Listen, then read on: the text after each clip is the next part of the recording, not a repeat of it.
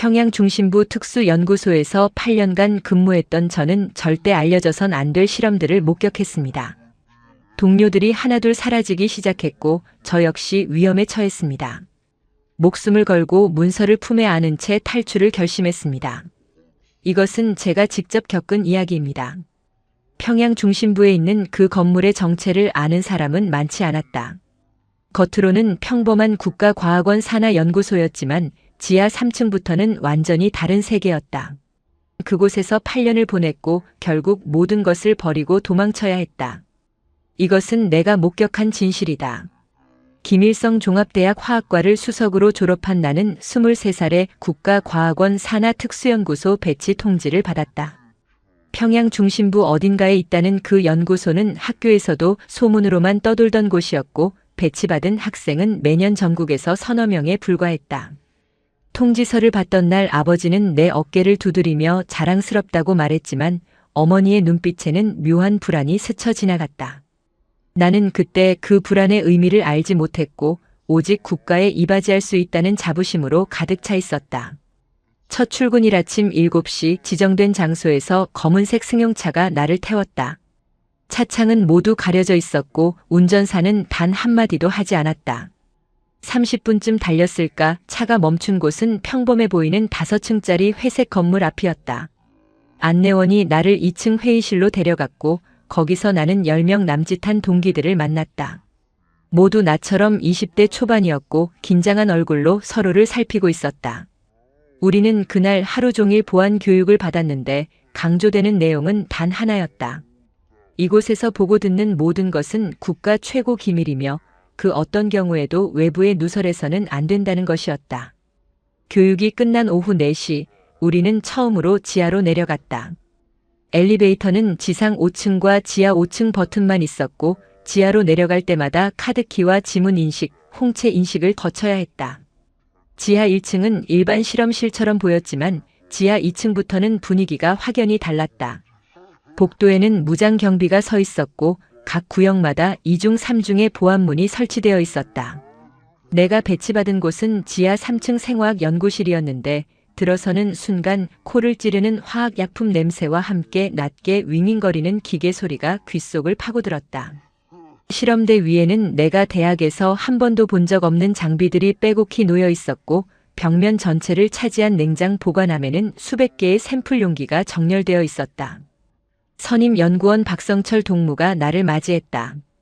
40대 중반으로 보이는 그는 두꺼운 안경 너머로 날카로운 눈빛을 가지고 있었고 말수가 적었지만 지시는 명확했다.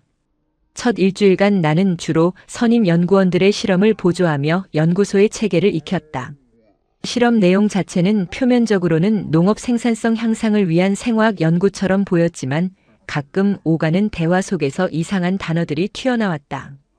내성, 변이, 제어 불가능한 반응, 그리고 실험체라는 단어까지. 나는 그저 아직 경험이 부족해서 이해하지 못하는 것이라고 생각했다.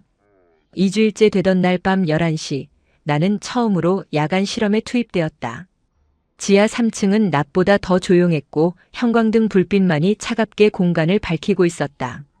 박성철 동무는 나에게 특정 화합물의 합성 과정을 지켜보라고 했고 나는 6시간 동안 실험대 앞에 서서 반응 과정을 기록했다. 새벽 5시쯤 되었을 때 옆 구역에서 갑자기 경보음이 울렸다.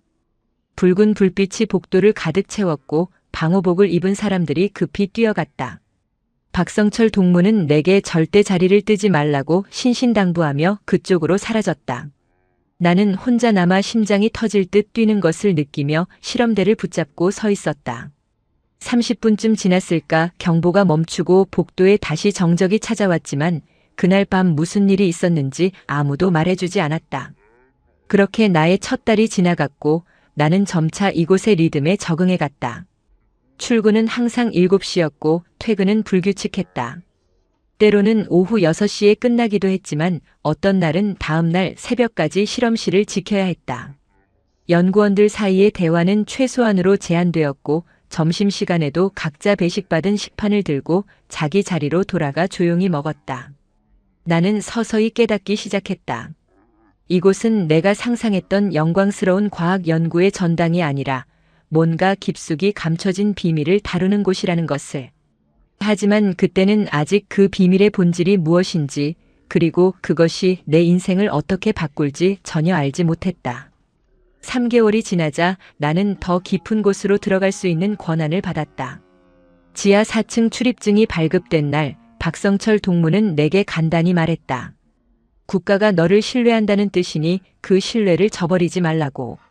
나는 고개를 끄덕였지만 속으로는 기대와 두려움이 뒤섞인 복잡한 감정을 느꼈다. 지하 4층은 지하 3층보다 훨씬 더 엄격한 보안 절차를 거쳐야 했고 들어갈 때마다 방호복을 완전히 착용해야 했다. 복도는 지상과 달리 초록빛 비상등만 켜져 있어서 항상 으스스한 분위기가 감돌았다. 처음 지하 4층에 내려간 날은 여름 장마가 시작되던 6월 중순이었다. 지상은 습기로 가득했지만 지하는 항상 건조하고 차가웠다.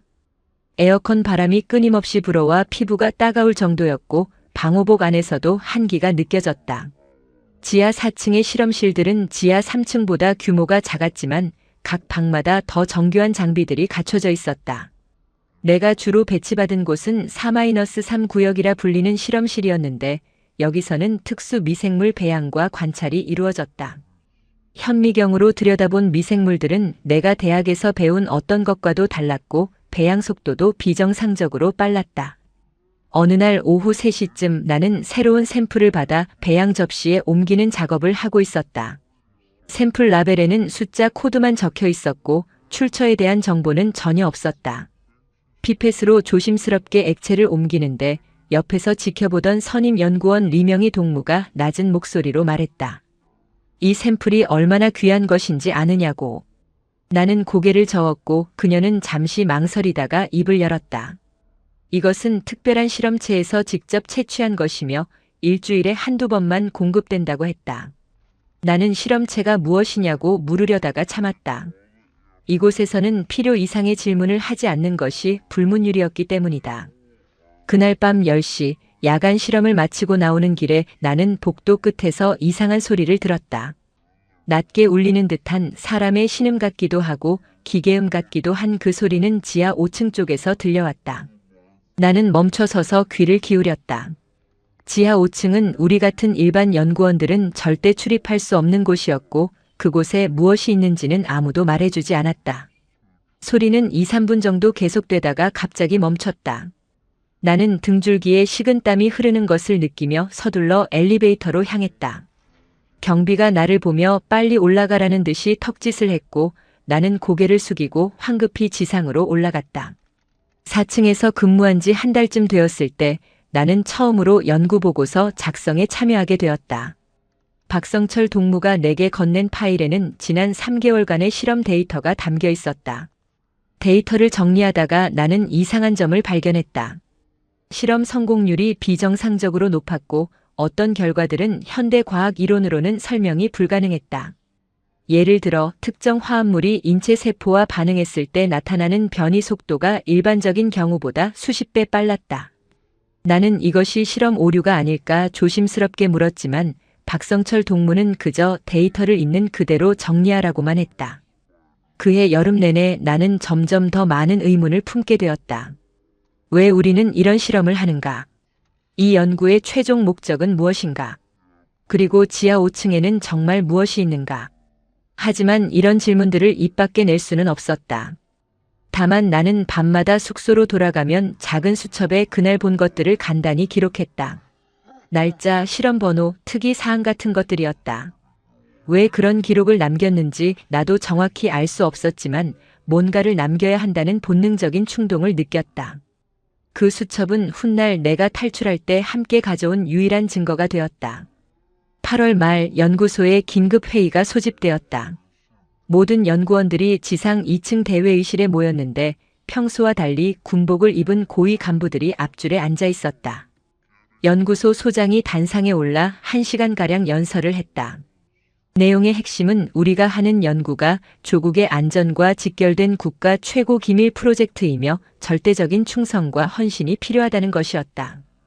연설이 끝난 후 우리는 다시 한번 보안 서약서에 서명해야 했다. 나는 떨리는 손으로 내 이름을 쓰면서 이 서명이 내 운명을 어떻게 바꿀지 전혀 예상하지 못했다. 회의가 끝나고 연구원들이 뿔뿔이 흩어질 때 나는 복도에서 동기 중 한 명인 최영수 동무와 스쳤다. 그는 내게 눈짓으로 뭔가를 전하려는 듯 했지만 주변에 경비가 있어서 아무 말도 하지 못했다. 그가 내게 전하려던 경고가 무엇이었는지 나는 몇 달 후에야 알게 되었다. 이듬해 2월 연구소의 이상한 분위기가 감돌기 시작했다. 최영수 동무가 일주일째 출근하지 않았고 그에 대해 묻는 사람은 아무도 없었다. 나는 불안한 마음을 감추고 평소처럼 실험실로 출근했지만 그의 빈자리가 자꾸만 눈에 들어왔다. 우리는 같은 해에 배치받아 함께 교육을 받았고 가끔 점심시간에 조용히 이야기를 나누던 사이였다. 그는 함경도 출신으로 성실하고 과묵한 성격이었으며 연구에 있어서는 누구보다 꼼꼼했다. 그런 그가 아무 말 없이 사라진다는 것은 있을 수 없는 일이었다. 2주일째 되던 날 아침 9시 전체 조회가 있었다. 소장이 단상에 올라 짧게 발표했다. 최영수 동무가 개인적인 사유로 연구소를 떠났으며 그의 업무는 다른 연구원들이 분담한다고 했다. 나는 그 말을 듣는 순간 뭔가 잘못되었다는 것을 직감했다. 개인적인 사유라는 말은 이곳에서 통하지 않았다. 한번 이 연구소에 들어온 사람은 국가가 허락하지 않는 한 절대 나갈 수 없다는 것을 모두가 알고 있었기 때문이다. 조회가 끝나고 각자 자리로 돌아갈 때 나는 복도에서 리명의 동무와 마주쳤다. 그녀는 내 눈을 피하며 빠르게 지나갔지만 그 순간 나는 그녀의 얼굴에서 두려움을 읽을 수 있었다. 며칠 후 밤 11시 나는 야간 실험을 마치고 지하 식당에서 혼자 늦은 저녁을 먹고 있었다. 형광등 불빛 아래 텅 빈 식당에는 나 혼자뿐이었고 숟가락이 식판에 부딪히는 소리만 공허하게 울렸다. 밥을 먹다 말고 문득 고개를 들었을 때 최영수가 앉아있던 자리가 보였다. 그는 항상 구석 자리를 선호했고 밥을 먹으면서도 연구 노트를 펼쳐놓고 뭔가를 적곤 했다. 나는 그 빈 의자를 바라보다가 갑자기 목구멍이 메는 것을 느꼈다. 왜인지 모르게 그가 돌아오지 않을 것이라는 확신이 들었다. 3월 초 나는 우연히 중요한 정보를 듣게 되었다. 지하 4층 화장실에서 손을 씻고 있는데 칸막이 너머에서 두 선임 연구원이 나누는 대화가 들렸다. 그들은 최영수가 지하 5층에서 있었던 사고와 관련이 있다고 속삭였다. 정확한 내용은 알 수 없었지만 실험체 관리 과정에서 뭔가 문제가 생겼고 최영수가 그것을 목격했다는 것이었다. 나는 숨을 죽이고 그 자리에 서서 대화를 더 들으려 했지만 그들은 곧 물소리를 내며 나갔다. 나는 한참을 그대로 서 있다가 조심스럽게 칸막이 밖으로 나왔다. 거울에 비친 내 얼굴은 창백했고 손은 미세하게 떨리고 있었다. 그날 이후 나는 최영수의 실종에 대해 더 알아보기로 결심했다. 물론 직접적으로 물을 수는 없었다. 대신 나는 그가 마지막으로 작업하던 실험 기록을 찾아보았다. 늦은 밤 사람들이 없을 때 실험실 컴퓨터에 접속해서 그의 파일을 열어봤다. 대부분의 파일은 이미 삭제되어 있었지만 임시 폴더에 백업 파일 하나가 남아 있었다. 파일을 열자 화면에 실험 일지가 나타났는데 마지막 날짜는 그가 사라지기 이틀 전이었다. 일지 마지막 줄에는 이런 문장이 적혀 있었다. 오늘 지하 5층에서 이상한 것을 보았다. 이것이 정말 우리가 해야 할 일인지 모르겠다. 나는 화면을 응시하며 등골이 서늘해지는 것을 느꼈다. 4월이 되자 연구소 분위기는 더욱 경직되었다. 보안 검열이 강화되었고 출퇴근 시 소지품 검사가 더 철저해졌다. 어느 날 오후 5시쯤 갑자기 전 직원 대상 긴급 소집이 있었다. 보위부 소속으로 보이는 사람들이 와서 최근 보안 규정 위반 사례에 대해 경고했다. 누군가가 연구 자료를 무단으로 복사하려 했다는 것이었다. 나는 그 순간 등에서 식은땀이 흘렀다. 혹시 내가 최영수 파일을 열어본 것이 들킨 건 아닐까?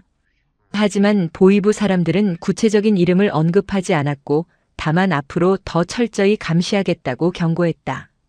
회의가 끝나고 자리로 돌아왔을 때 나는 내 손이 여전히 떨리고 있다는 것을 깨달았다. 최영수의 자리는 한 달 후 새로운 연구원으로 채워졌다. 25살의 김철민 동무였는데 그는 첫날부터 지나치게 조용했고 누구와도 눈을 마주치지 않으려 했다. 나는 그에게 몇 번 말을 걸어보려 했지만 그는 항상 최소한의 대답만 하고 돌아섰다. 어쩌면 그도 이곳의 이상한 분위기를 느끼고 스스로를 보호하려는 것일지도 모른다는 생각이 들었다. 밤마다 숙소로 돌아가면 나는 침대에 누워 천장을 바라보며 생각에 잠겼다. 최영수에게 무슨 일이 일어난 것일까? 그리고 지하 5층에는 정말 무엇이 있는 것일까? 답을 알 수 없었지만 한 가지는 분명했다. 이곳에는 절대 알려져서는 안 될 비밀이 있고 그 비밀에 가까이 다가간 사람은 사라진다는 것이었다. 6월의 어느 무더운 저녁 8시, 나는 평생 잊지 못할 광경을 목격했다. 그날 지하 4층에서 긴급 실험이 있었고 나는 박성철 동무와 함께 밤늦게까지 작업을 해야 했다. 실험이 끝난 시각은 밤 10시가 넘었고 우리는 샘플을 지하 5층 보관실로 옮겨야 했다. 평소 같으면 선임 연구원이 혼자 처리했겠지만 그날은 샘플 양이 많아 나도 함께 내려가게 되었다. 내 심장은 긴장감으로 빠르게 뛰었다. 드디어 지하 5층에 들어가게 된 것이다. 지하 5층으로 내려가는 엘리베이터 안은 침묵으로 가득했다. 박성철 동무는 한마디도 하지 않았고 나 역시 입을 열 수 없었다. 엘리베이터가 멈추고 문이 열렸을 때 차가운 공기가 얼굴을 때렸다. 지하 5층은 다른 층들보다 훨씬 더 추웠고 복도는 붉은 비상등만으로 어둑하게 밝혀져 있었다. 벽면은 두꺼운 콘크리트로 되어 있었고 일정 간격마다 철문들이 줄지어 있었다. 각 문에는 번호만 적혀 있을 뿐 어떤 표지도 없었다. 발소리가 복도에 울려 퍼질 때마다 어딘가에서 희미한 기계음이 들려왔고 가끔 낮은 진동이 바닥을 타고 전해졌다. 우리는 5-7 구역 보관실로 향했다. 박성철 동무가 카드키를 대고 문을 열었는데 문이 열리는 순간 나는 그 안에서 특이한 냄새를 맡았다. 소독약과 무언가 부패한 듯한 냄새가 섞인 그 악취는 코를 찔렀고 나는 방호복 안에서도 구역질을 참아야 했다. 보관실 안은 온통 냉장 보관함으로 가득 차 있었고 각 보관함에는 샘플 용기들이 정렬되어 있었다. 하지만 다른 층의 샘플들과는 확연히 달랐다. 용기 안에 담긴 것들은 조직 샘플이 아니라 더 큰 덩어리들이었고 어떤 것은 명백히 장기처럼 보였다. 나는 숨을 삼키며 눈을 돌렸다. 샘플을 보관하는 동안 박성철 동무가 잠시 다른 구역으로 뭔가를 확인하러 갔다. 나는 혼자 보관실에 남아 작업을 계속했는데 문득 복도에서 이상한 소리가 들려왔다. 금속이 긁히는 듯한 날카로운 소리와 함께 희미한 신음소리가 섞여 있었다. 나는 작업을 멈추고 귀를 기울였다. 소리는 복도 저 끝에서 들려왔고 점점 가까워지는 것 같았다. 심장이 미친 듯이 뛰기 시작했고 나는 본능적으로 문 쪽으로 다가가 작은 창을 통해 복도를 내다보았다. 붉은 비상등 불빛 아래로 무언가가 움직이고 있었다. 처음에는 사람인 줄 알았지만 그것의 움직임은 정상적이지 않았다. 비틀거리며 벽을 짚고 가는 그 모습은 마치 조종이 잘 안 되는 인형 같았다. 그때 경비 2명이 급히 달려왔다. 그들은 특수 장비를 들고 있었고 그 존재를 향해 뭔가를 발사했다. 전기 충격인지 마취제인지 알 수 없었지만 그것은 바닥에 쓰러졌다. 경비들이 그것을 들것에 싣고 어디론가 옮겨가는 동안 나는 문틈 사이로 더 자세히 들여다보았다. 그리고 그 순간 내가 본 것은 평생 잊히지 않을 악몽이 되었다. 그것은 사람이었다. 아니, 한때 사람이었던 무언가였다. 얼굴은 부어올라 형체를 알아보기 힘들었고 피부는 곳곳이 헐어 있었으며 눈동자는 초점을 잃고 허공을 응시하고 있었다. 나는 그 자리에서 비명을 참느라 입을 틀어막았고 온몸이 얼어붙는 것을 느꼈다. 박성철 동무가 돌아왔을 때 나는 아무렇지 않은 척 작업을 계속하고 있었다. 하지만 내 손은 떨리고 있었고 얼굴에서 혈기가 가신 것을 느낄 수 있었다. 그는 내 상태를 보고 뭔가 눈치챘는지 날카롭게 물었다. 무슨 일 있었냐고. 나는 고개를 저으며 아무것도 보지 못했다고 그저 조금 어지러울 뿐이라고 대답했다. 그는 의심스러운 눈초리로 나를 바라보다가 더 이상 묻지 않았다. 우리는 서둘러 작업을 마치고 지하 4층으로 올라갔다. 엘리베이터 안에서 나는 거울에 비친 내 모습을 보았다. 눈은 충혈되어 있었고 입술은 바짝 말라 있었다. 나는 그날 밤 본 것을 절대 말할 수 없다는 것을 알았다. 숙소로 돌아온 시각은 자정이 넘어서였다. 나는 샤워를 하면서 뜨거운 물이 피부를 태워도 그 악취와 그 광경이 지워지지 않았다. 침대에 누워서도 잠이 오지 않았고 눈을 감으면 그 얼굴이 떠올랐다. 그것은 누구였을까? 왜 그런 상태가 된 것일까? 그리고 이 연구소는 대체 무엇을 하는 곳인가? 질문은 끝없이 이어졌지만 답은 없었다. 새벽 4시쯤 되어서야 나는 겨우 잠에 들었는데 꿈속에서도 복도를 걷는 그 존재가 나를 따라왔다. 나는 땀에 젖은 채 깨어나 한참을 숨을 몰아쉬었다. 그날 이후 나는 달라졌다. 이곳에서 하루라도 빨리 벗어나야 한다는 생각이 머릿속을 지배하기 시작했다. 그해 9월 나는 32살 생일을 맞았다. 아니, 정확히는 25살이었다. 숙소 작은 방에 혼자 앉아 케이크 대신 배급받은 과자 한 봉지를 뜯으며 나는 내 인생이 어디로 가고 있는지 생각했다. 연구소에 들어온 지 1년 반이 되었지만 나는 과학자가 아니라 공범이 되어가고 있었다. 지하 5층에서 본 그 광경은 매일 밤 꿈에 나타났고 나는 점점 더 신경이 예민해져 갔다. 체중은 5kg이 빠졌고 거울을 볼 때마다 초췌한 내 얼굴이 낯설었다. 10월 초 두 번째 의문사가 일어났다. 이번에는 지하 4층에서 함께 일하던 리명이 동무였다. 어느 날 아침 그녀가 출근하지 않았고 오후에 간단한 공지가 있었다. 건강상의 이유로 요양을 간다는 내용이었다.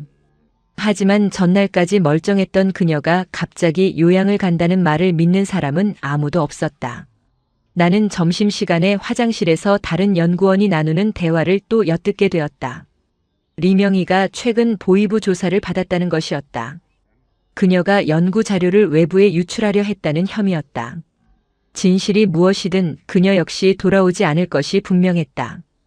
그날 밤 11시 나는 숙소 책상 앞에 앉아 오랜 시간 고민했다.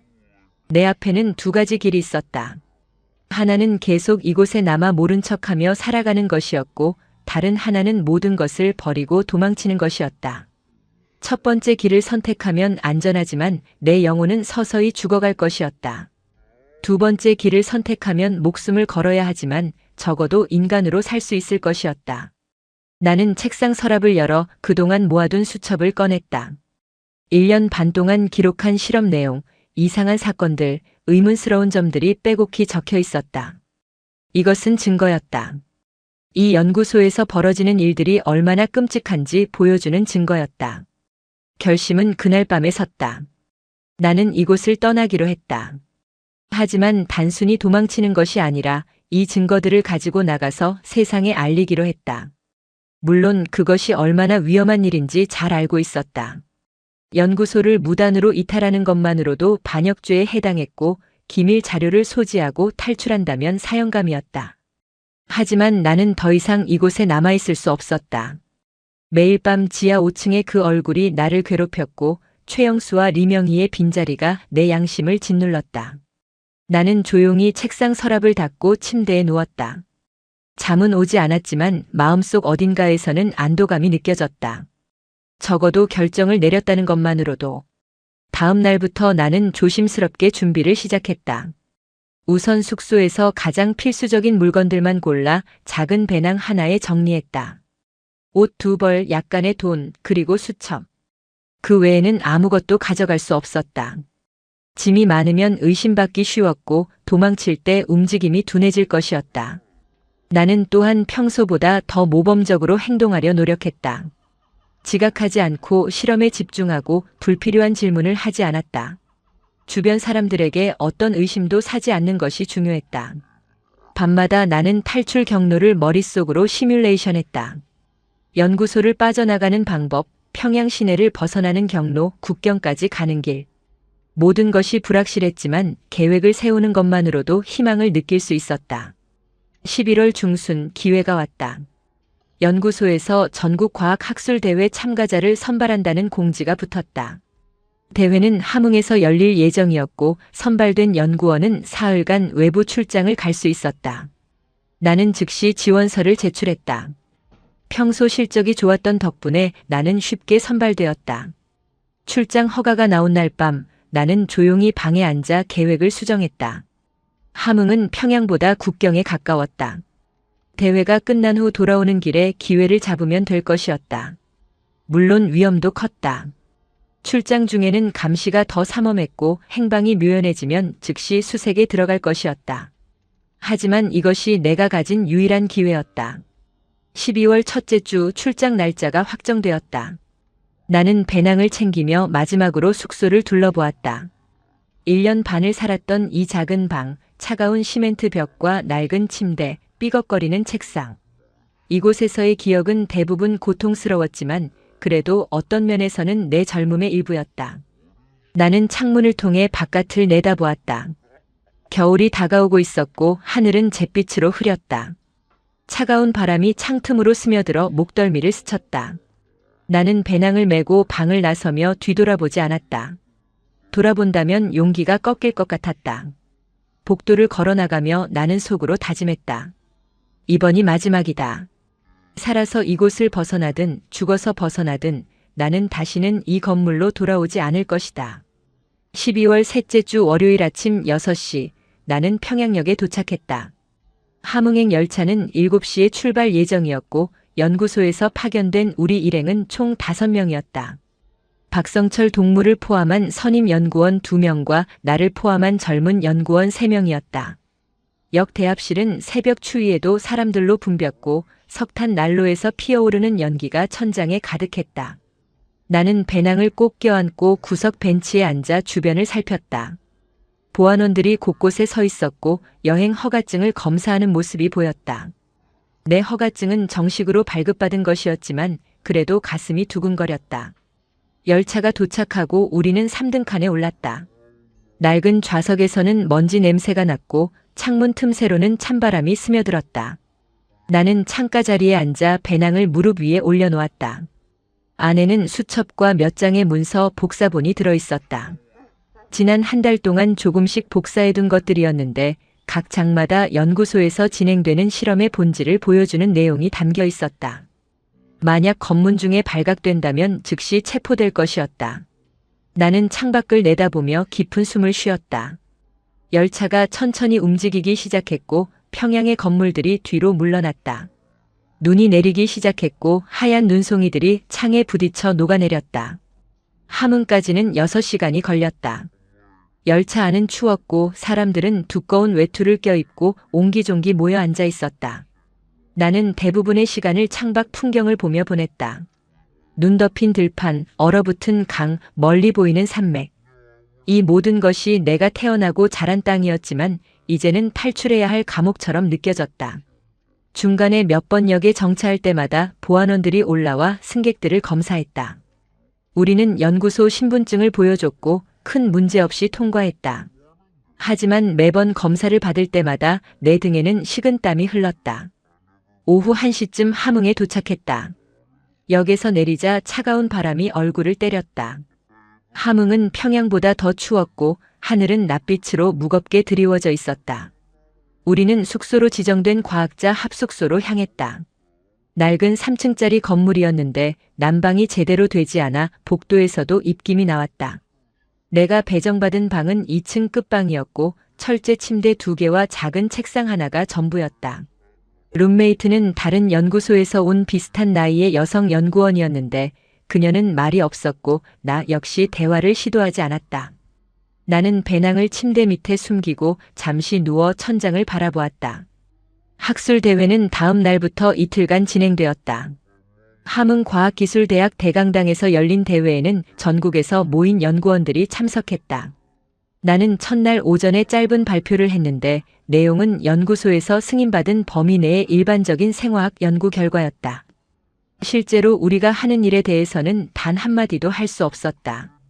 발표를 마치고 자리로 돌아올 때 나는 청중석에 앉아있는 낯선 남자와 눈이 마주쳤다. 그는 군복을 입고 있지 않았지만 그 날카로운 시선은 명백히 보이부 요원의 것이었다. 나는 재빨리 시선을 돌렸지만 등골이 오싹해지는 것을 느꼈다. 대회 이틀째 되는 날 저녁 6시 나는 중요한 결정을 내렸다. 내일 평양으로 돌아가는 대신 오늘 밤 함흥을 떠나기로 한 것이다. 원래 계획은 평양으로 돌아가는 길에 도주하는 것이었지만 대회 기간 동안 감시가 생각보다 심했다. 보위부 요원들이 숙소 주변을 계속 배회했고 연구원들의 외출도 제한되었다. 하지만 대회 마지막 날 밤에는 폐회식 만찬이 있었고 그 혼란을 틈타 빠져나갈 수 있을 것 같았다. 나는 화장실에 간다는 핑계로 숙소로 돌아와 배낭을 챙겼다. 손이 떨렸지만 이제는 돌이킬 수 없다는 것을 알았다. 밤 9시 나는 숙소 뒷문으로 조용히 빠져나갔다. 경비는 정문에만 있었고 뒷문은 잠겨 있지 않았다. 눈은 계속 내리고 있었고 거리는 어두웠다. 나는 모자를 깊이 눌러쓰고 골목으로 들어섰다. 목적지는 함흥 외곽의 작은 버스 터미널이었다. 거기서 북쪽으로 가는 새벽 버스를 탈 계획이었다. 국경까지는 여전히 멀었지만 우선 평양에서 멀어지는 것이 중요했다. 골목을 걷는 동안 뒤에서 발소리가 들릴 때마다 심장이 멎는 것 같았다. 하지만 나는 멈추지 않고 계속 걸었다. 추위에 손발이 얼어가고 있었지만 그것조차 느껴지지 않았다. 오직 한 가지 생각만이 머릿속을 채웠다. 살아남아야 한다. 어떻게든 이 나라를 벗어나야 한다. 밤 11시쯤 버스 터미널에 도착했다. 작고 낡은 건물이었고 대합실에는 몇 명의 사람들만 벤치에 앉아 졸고 있었다. 나는 조용히 구석 자리에 앉아 배낭을 끌어안았다. 새벽 5시에 청진행 버스가 있었다. 아직 6시간이나 남았지만 여기서 기다리는 수밖에 없었다. 밖으로 나가면 순찰대에 걸릴 위험이 있었다. 나는 모자를 깊이 눌러쓰고 고개를 숙인 채 시간이 가기를 기다렸다. 추위와 피로와 두려움이 뒤섞여 몸을 짓눌렀지만 나는 잠들 수 없었다. 한순간이라도 정신을 놓으면 모든 것이 끝날 것 같았다. 창밖으로는 눈이 계속 내렸고 세상은 점점 하얗게 덮여가고 있었다. 새벽 5시 정각 청진행 버스가 터미널에 들어왔다. 낡고 녹슨 버스였고 배기가스 냄새가 진동했다. 나는 다른 승객들과 함께 줄을 서서 차례를 기다렸다. 검표원이 여행 허가증을 확인했는데 나는 가짜 허가증을 준비해둔 것이 없었다. 대신 학술대회 참가증과 연구소 신분증을 보여주며 청진에 있는 친척을 방문한다고 둘러댔다. 검표원은 의심스러운 눈초리로 나를 훑어보더니 결국 통과시켰다. 나는 안도의 한숨을 쉬며 버스에 올랐다. 좌석은 대부분 차 있었고 나는 뒷좌석 구석에 자리를 잡았다. 버스가 출발하자 차 안은 금세 사람들의 체온과 습기로 가득 찼다. 창문은 성에로 뿌옇게 흐려져 밖이 잘 보이지 않았다. 나는 손으로 성에를 문질러 작은 구멍을 만들고 밖을 내다보았다. 함흥 시내를 벗어나자 풍경은 점점 더 황량해졌다. 눈 덮인 들판과 민둥산들이 끝없이 이어졌고 가끔 보이는 마을들은 하나같이 낡고 쓸쓸해 보였다. 버스는 덜컹거리며 울퉁불퉁한 도로를 달렸고 매번 흔들릴 때마다 승객들은 몸을 가누느라 애를 썼다. 오전 10시쯤 첫 번째 검문소를 통과했다. 군인 2명이 버스에 올라타 승객들을 하나하나 확인했다. 나는 고개를 숙이고 가방을 꼭 껴안았다. 군인이 내 앞에 섰을 때 나는 천천히 고개를 들어 신분증을 내밀었다. 그는 신분증을 받아들고 내 얼굴과 사진을 번갈아 보았다. 몇 초가 영원처럼 느껴졌다. 그러다 그는 신분증을 돌려주며 다음 사람에게로 넘어갔다. 나는 조용히 숨을 내쉬었지만 온몸의 근육은 여전히 긴장으로 굳어 있었다. 검문이 끝나고 버스가 다시 출발했을 때 나는 등받이에 머리를 기댔다. 아직 갈 길이 멀었다. 청진까지는 8시간이 걸렸다. 중간에 2번의 검문을 더 통과했고 한 번은 휴게소에서 30분간 정차했다. 나는 버스에서 내리지 않고 그대로 앉아 있었다. 내리면 누군가 말을 걸 수 있었고 대화가 길어지면 의심을 살 수 있었다. 배는 고팠지만 참았고 목은 말랐지만 물도 마시지 않았다. 오후 1시쯤 버스 안에서 한 아이가 울기 시작했다. 어머니가 아무리 달래도 아이는 계속 울었고 그 울음소리는 좁은 버스 안을 가득 채웠다. 나는 그 소리를 들으며 문득 내 어머니를 떠올렸다. 지금쯤 연구소에서 내가 사라진 것을 알았을까? 어머니는 얼마나 걱정하고 있을까? 죄책감이 가슴을 짓눌렀지만 나는 고개를 저었다. 돌아갈 수 없다. 돌아가면 죽는다. 오후 3시 버스는 청진 외곽 터미널에 도착했다. 나는 배낭을 메고 조심스럽게 버스에서 내렸다.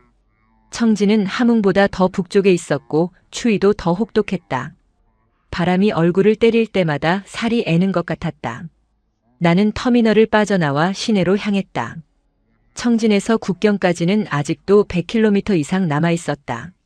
직접 걸어갈 수는 없었고 어떻게든 북쪽으로 가는 차편을 구해야 했다. 하지만 그것은 쉽지 않았다.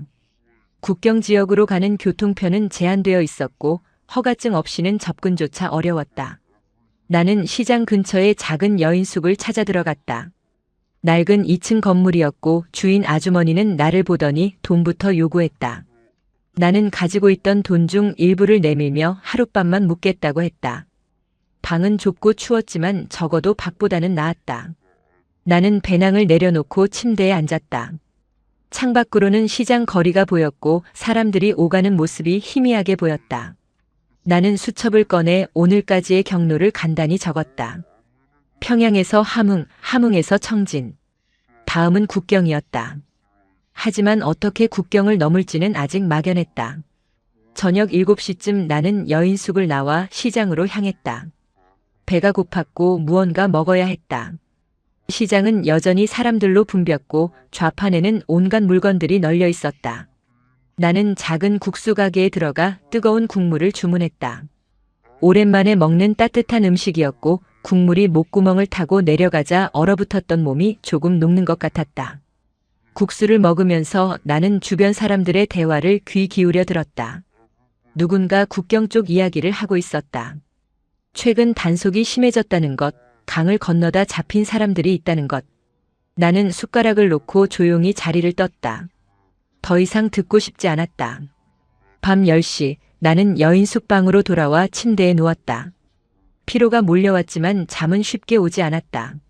머릿속으로 계속 계획을 수정했다. 내일 아침 일찍 일어나서 국경 쪽으로 가는 방법을 알아봐야 했다. 브로커를 찾거나 아니면 혼자 길을 찾아야 했다. 어느 쪽이든 위험했다. 하지만 선택의 여지가 없었다. 나는 눈을 감고 깊은 숨을 쉬었다. 창밖에서는 바람이 울부짖고 있었고 멀리서 개 짖는 소리가 들려왔다. 나는 이불을 턱까지 끌어올리고 몸을 웅크렸다. 내일이 오면 또 다른 하루를 살아내야 했다. 그렇게 하루하루를 버티며 국경까지 가야 했다. 청진에서의 사흘째 아침 나는 국경을 넘을 방법을 찾아 시장을 배회했다. 혼자서는 불가능하다는 것을 깨달았다. 국경 지역은 철조망과 감시초소로 둘러싸여 있었고 강을 건너는 것도 겨울철에는 더욱 위험했다. 나는 조심스럽게 시장 상인들과 이야기를 나누며 정보를 수집했다. 대부분은 입을 다물었지만 한 중년 여성이 작은 힌트를 줬다. 시장 뒤편 창고 근처에 가면 길을 아는 사람들이 있다고 했다. 나는 그 말을 듣고 오후 2시쯤 시장 뒤편으로 향했다. 창고는 낡고 어두웠으며 주변에는 사람들이 거의 없었다. 나는 조심스럽게 문을 두드렸고 안에서 낮은 목소리가 들려왔다. 문이 열리자 40대 정도로 보이는 남자가 나타났다. 그는 날카로운 눈빛으로 나를 훑어보더니 무슨 일이냐고 물었다. 나는 잠시 망설이다가 작은 목소리로 대답했다. 강을 건너고 싶다고. 그는 나를 안으로 들어오라고 손짓했다. 창고 안쪽 작은 방으로 들어가자 희미한 전구 하나만이 공간을 밝히고 있었다. 그는 의자에 앉으라고 했고 나는 배낭을 무릎 위에 올린 채 앉았다. 그의 이름은 알 수 없었다. 그저 김씨라고만 불렀다. 그는 내게 몇 가지 질문을 했다. 어디서 왔는지, 왜 넘어가려는지, 돈은 얼마나 있는지. 나는 신중하게 대답했다.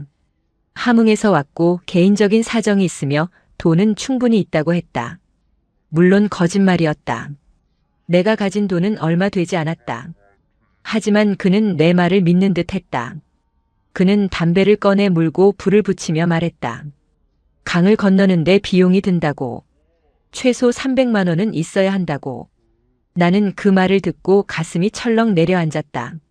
내가 가진 돈은 50만 원 정도에 불과했다. 나는 정직하게 말했다. 지금은 그만큼 없지만 중국에 가면 돈을 구할 방법이 있다고. 김 씨는 코웃음을 쳤다.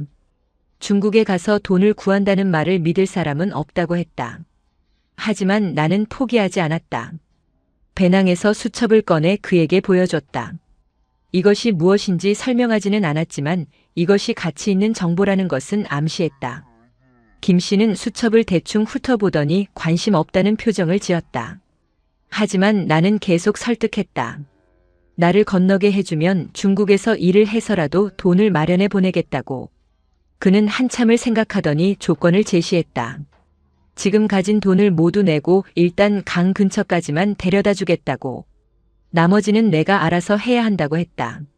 선택의 여지가 없었다. 나는 고개를 끄덕였고 주머니에서 돈을 꺼내 그에게 건넸다. 그는 돈을 세어보고 만족스러운 표정을 지었다. 그리고는 내일 새벽 4시에 시장 북쪽 입구에서 만나자고 했다. 차가 기다리고 있을 것이고 그 차를 타고 국경 근처까지 갈 수 있다고 했다. 나는 알았다고 대답하고 자리에서 일어났다. 나올 때 그는 한 가지를 더 경고했다. 절대 다른 사람에게 이 일을 말하지 말라고. 만약 들키면 우리 둘 다 끝이라고. 나는 고개를 숙이고 창고를 나왔다. 밖은 여전히 추웠고 하늘은 잿빛이었다. 여인숙으로 돌아와 나는 침대에 앉아 손을 떨며 생각에 잠겼다. 김 씨를 믿을 수 있을까? 혹시 그가 나를 보위부에 신고하는 건 아닐까? 의심이 꼬리를 물었지만 다른 방법이 없었다. 나는 배낭을 열어 수첩과 문서들을 다시 확인했다. 이것들이 내가 가진 유일한 무기였다. 만약 중국에 도착하면 이것들을 증거로 세상에 알릴 수 있을 것이었다. 그날 밤 나는 거의 잠을 이루지 못했다. 시계를 보며 시간을 세었고 새벽 3시에 일어나 옷을 껴입었다. 여인숙을 나설 때 주인 아주머니는 자고 있었고 나는 조용히 문을 닫고 밖으로 나왔다. 새벽 4시 시장 북쪽 입구에는 낡은 트럭 한 대가 서 있었다. 김 씨가 운전석에 앉아 있었고 나를 보자 손짓으로 빨리 타라고 했다. 나는 뒷좌석에 올라탔고 트럭은 곧바로 출발했다. 밖은 아직 어두웠고 거리에는 사람이 거의 없었다. 트럭은 시내를 빠져나가 북쪽으로 향했다. 흔들리는 차 안에서 나는 배낭을 꼭 껴안고 창밖을 내다보았다. 멀리 산 능선이 희미하게 보였고 하늘은 서서히 밝아오고 있었다. 나는 깊은 숨을 쉬었다. 이제 돌아갈 수 없다. 앞으로 나아갈 수밖에 없다. 트럭은 눈 덮인 도로를 달렸고 나는 미지의 운명을 향해 가고 있었다. 트럭은 3시간을 달려 한 작은 마을에 도착했다. 아침 7시쯤이었고 해가 막 떠오르고 있었다. 김 씨는 트럭을 마을 외곽 빈 창고 옆에 세우고 내리라고 했다. 나는 배낭을 메고 내렸고 그는 나를 창고 안으로 데려갔다. 창고 안에는 이미 4명의 사람들이 있었다. 모두 나와 비슷한 처지인 듯했고 긴장한 얼굴로 서로를 쳐다보고 있었다. 김 씨는 우리에게 여기서 밤까지 기다리라고 했다. 해가 지면 강으로 데려가겠다고 했다. 나는 구석에 자리를 잡고 앉았다. 오랜 기다림이 시작되었다. 함께 기다리는 사람들은 말이 없었다. 한 중년 남자, 젊은 여자 2, 그리고 10대 후반으로 보이는 소년 하나. 우리는 각자의 사연을 묻지 않았고 서로의 이름도 알지 못했다. 다만 가끔 눈이 마주치면 짧게 고개를 끄덕일 뿐이었다. 창고는 춥고 어두웠으며 틈새로 들어오는 바람이 끊임없이 몸을 파고들었다. 나는 배낭에서 남은 빵 조각을 꺼내 조금씩 먹었다. 언제 다시 먹을 수 있을지 알 수 없었기에 최대한 아껴야 했다. 오후가 되자 추위는 더 심해졌고 나는 무릎을 끌어안고 몸을 웅크렸다. 해가 지고 밤 8시쯤 김 씨가 다시 나타났다. 그는 우리에게 일어나라고 했고 짐을 최소한으로 줄이라고 경고했다. 무거운 것은 버리고 꼭 필요한 것만 가져가라고 했다. 나는 배낭을 뒤적이며 고민했다. 수첩과 문서는 절대 버릴 수 없었다. 옷 한 벌을 빼고 나머지는 모두 창고 구석에 두고 갔다. 우리는 김 씨를 따라 창고를 나와 어둠 속을 걸었다. 달빛만이 희미하게 길을 밝혔고 눈 밟는 소리만이 정적을 깼다. 30분쯤 걸었을까 앞쪽에서 강물 소리가 들려왔다. 압록강이었다. 강가에 도착했을 때 나는 숨을 멈췄다. 강은 부분적으로 얼어 있었지만 중간 부분은 여전히 검은 물이 흐르고 있었다. 김 씨는 우리에게 말했다. 저 건너편이 중국이라고. 강폭은 약 200m 정도이고 얼음 위를 조심히 건너다가 중간에 물을 헤엄쳐 건너야 한다고 했다. 겨울이라 물이 얼음장같이 차갑고 몇 분 안에 저체온증이 올 수 있다고 경고했다. 그는 또한 중국 쪽에도 국경 경비가 있으니 건너자마자 최대한 빨리 숨어야 한다고 했다. 나는 그의 말을 들으며 두려움이 온몸을 휘감는 것을 느꼈다. 하지만 이제 물러설 수 없었다. 김 씨는 우리에게 간단한 방수 가방을 나눠줬다. 귀중품을 넣으라고 했다. 나는 수첩과 문서를 비닐에 열어 겹싸서 방수 가방에 넣었다. 그리고 가방을 목에 단단히 묶었다. 김 씨는 한 명씩 출발 순서를 정했고 나는 네 번째였다. 첫 번째 사람이 조심스럽게 얼음 위로 발을 내디뎠고 우리는 숨죽이며 지켜봤다. 그는 천천히 강 중앙으로 나아갔고 얼음이 삐걱거리는 소리가 밤 공기를 가르며 들려왔다. 중간쯤 갔을 때 그는 물속으로 들어갔고 곧 헤엄치기 시작했다. 물보라가 달빛에 반짝였다. 두 번째, 세 번째 사람도 차례로 출발했다. 이제 내 차례였다. 나는 깊은 숨을 들이마시고 얼음 위로 발을 내디뎠다. 얼음은 생각보다 미끄러웠고 발밑에서 금이 가는 소리가 들렸다. 나는 팔을 벌려 균형을 잡으며 한 걸음 한 걸음 나아갔다. 바람이 얼굴을 때렸고 귀가 얼얼했다. 50m쯤 갔을 때 얼음이 끝나고 검은 물이 나타났다. 나는 주저없이 물속으로 뛰어들었다. 순간 온몸이 얼어붙는 것 같았다. 물은 상상을 초월하는 차가움이었고 숨이 막혔다. 나는 필사적으로 팔을 저어 앞으로 나아갔다. 목에 맨 가방이 물에 떠서 균형을 방해했지만 나는 놓을 수 없었다. 헤엄치는 동안 시간 감각이 사라졌다. 몇 분이었는지 몇 초였는지 알 수 없었다. 다만 계속 앞으로 저 건너편으로 가야 한다는 생각뿐이었다. 손과 발의 감각이 사라지기 시작했고 몸이 점점 무거워졌다. 그때 발끝이 바닥에 닿았다. 나는 바닥을 밟고 일어서서 물 밖으로 나왔다. 중국 땅이었다. 나는 비틀거리며 강둑으로 올라갔고 그 순간 무릎이 꺾이며 바닥에 쓰러졌다. 온몸이 떨렸고 이빨이 딱딱 부딪혔다. 하지만 멈출 수 없었다. 앞서간 사람들이 나를 끌어당겨 일으켰고 우리는 강둑을 따라 달렸다. 멀리서 손전등 불빛이 보였다. 경비였다. 우리는 숲속으로 뛰어들었고 어둠 속에서 숨을 죽였다. 숲속은 칠흑같이 어두웠고 나뭇가지들이 얼굴을 핥히고 지나갔다. 우리 5명은 뿔뿔이 흩어졌다가 다시 모였고 숨을 헐떡이며 나무 뒤에 몸을 숨겼다. 경비의 손전등 불빛이 숲 가장자리를 훑고 지나갔지만 우리가 숨은 깊은 곳까지는 오지 않았다. 10분쯤 지나자 불빛이 사라졌고 다시 정적이 찾아왔다. 나는 나무 기둥에 등을 기댄 채 천천히 주저앉았다. 젖은 옷이 얼어붙어 몸에 달라붙었고 온몸이 통제할 수 없이 떨렸다. 이대로 있으면 동사할 것 같았다. 옆에 있던 젊은 여자 중 하나가 작은 목소리로 말했다. 어서 움직여야 한다고. 여기 있으면 얼어 죽는다고.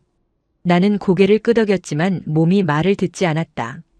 중년 남자가 내 팔을 잡아당겨 일으켰고 우리는 비틀거리며 숲을 빠져나갔다. 달빛의 의지의 길을 찾아 1시간 가까이 걸었을 때 멀리 불빛이 보였다. 작은 마을이었다. 우리는 마을 외곽에 빈 헛간을 발견했고 문을 열고 안으로 들어갔다.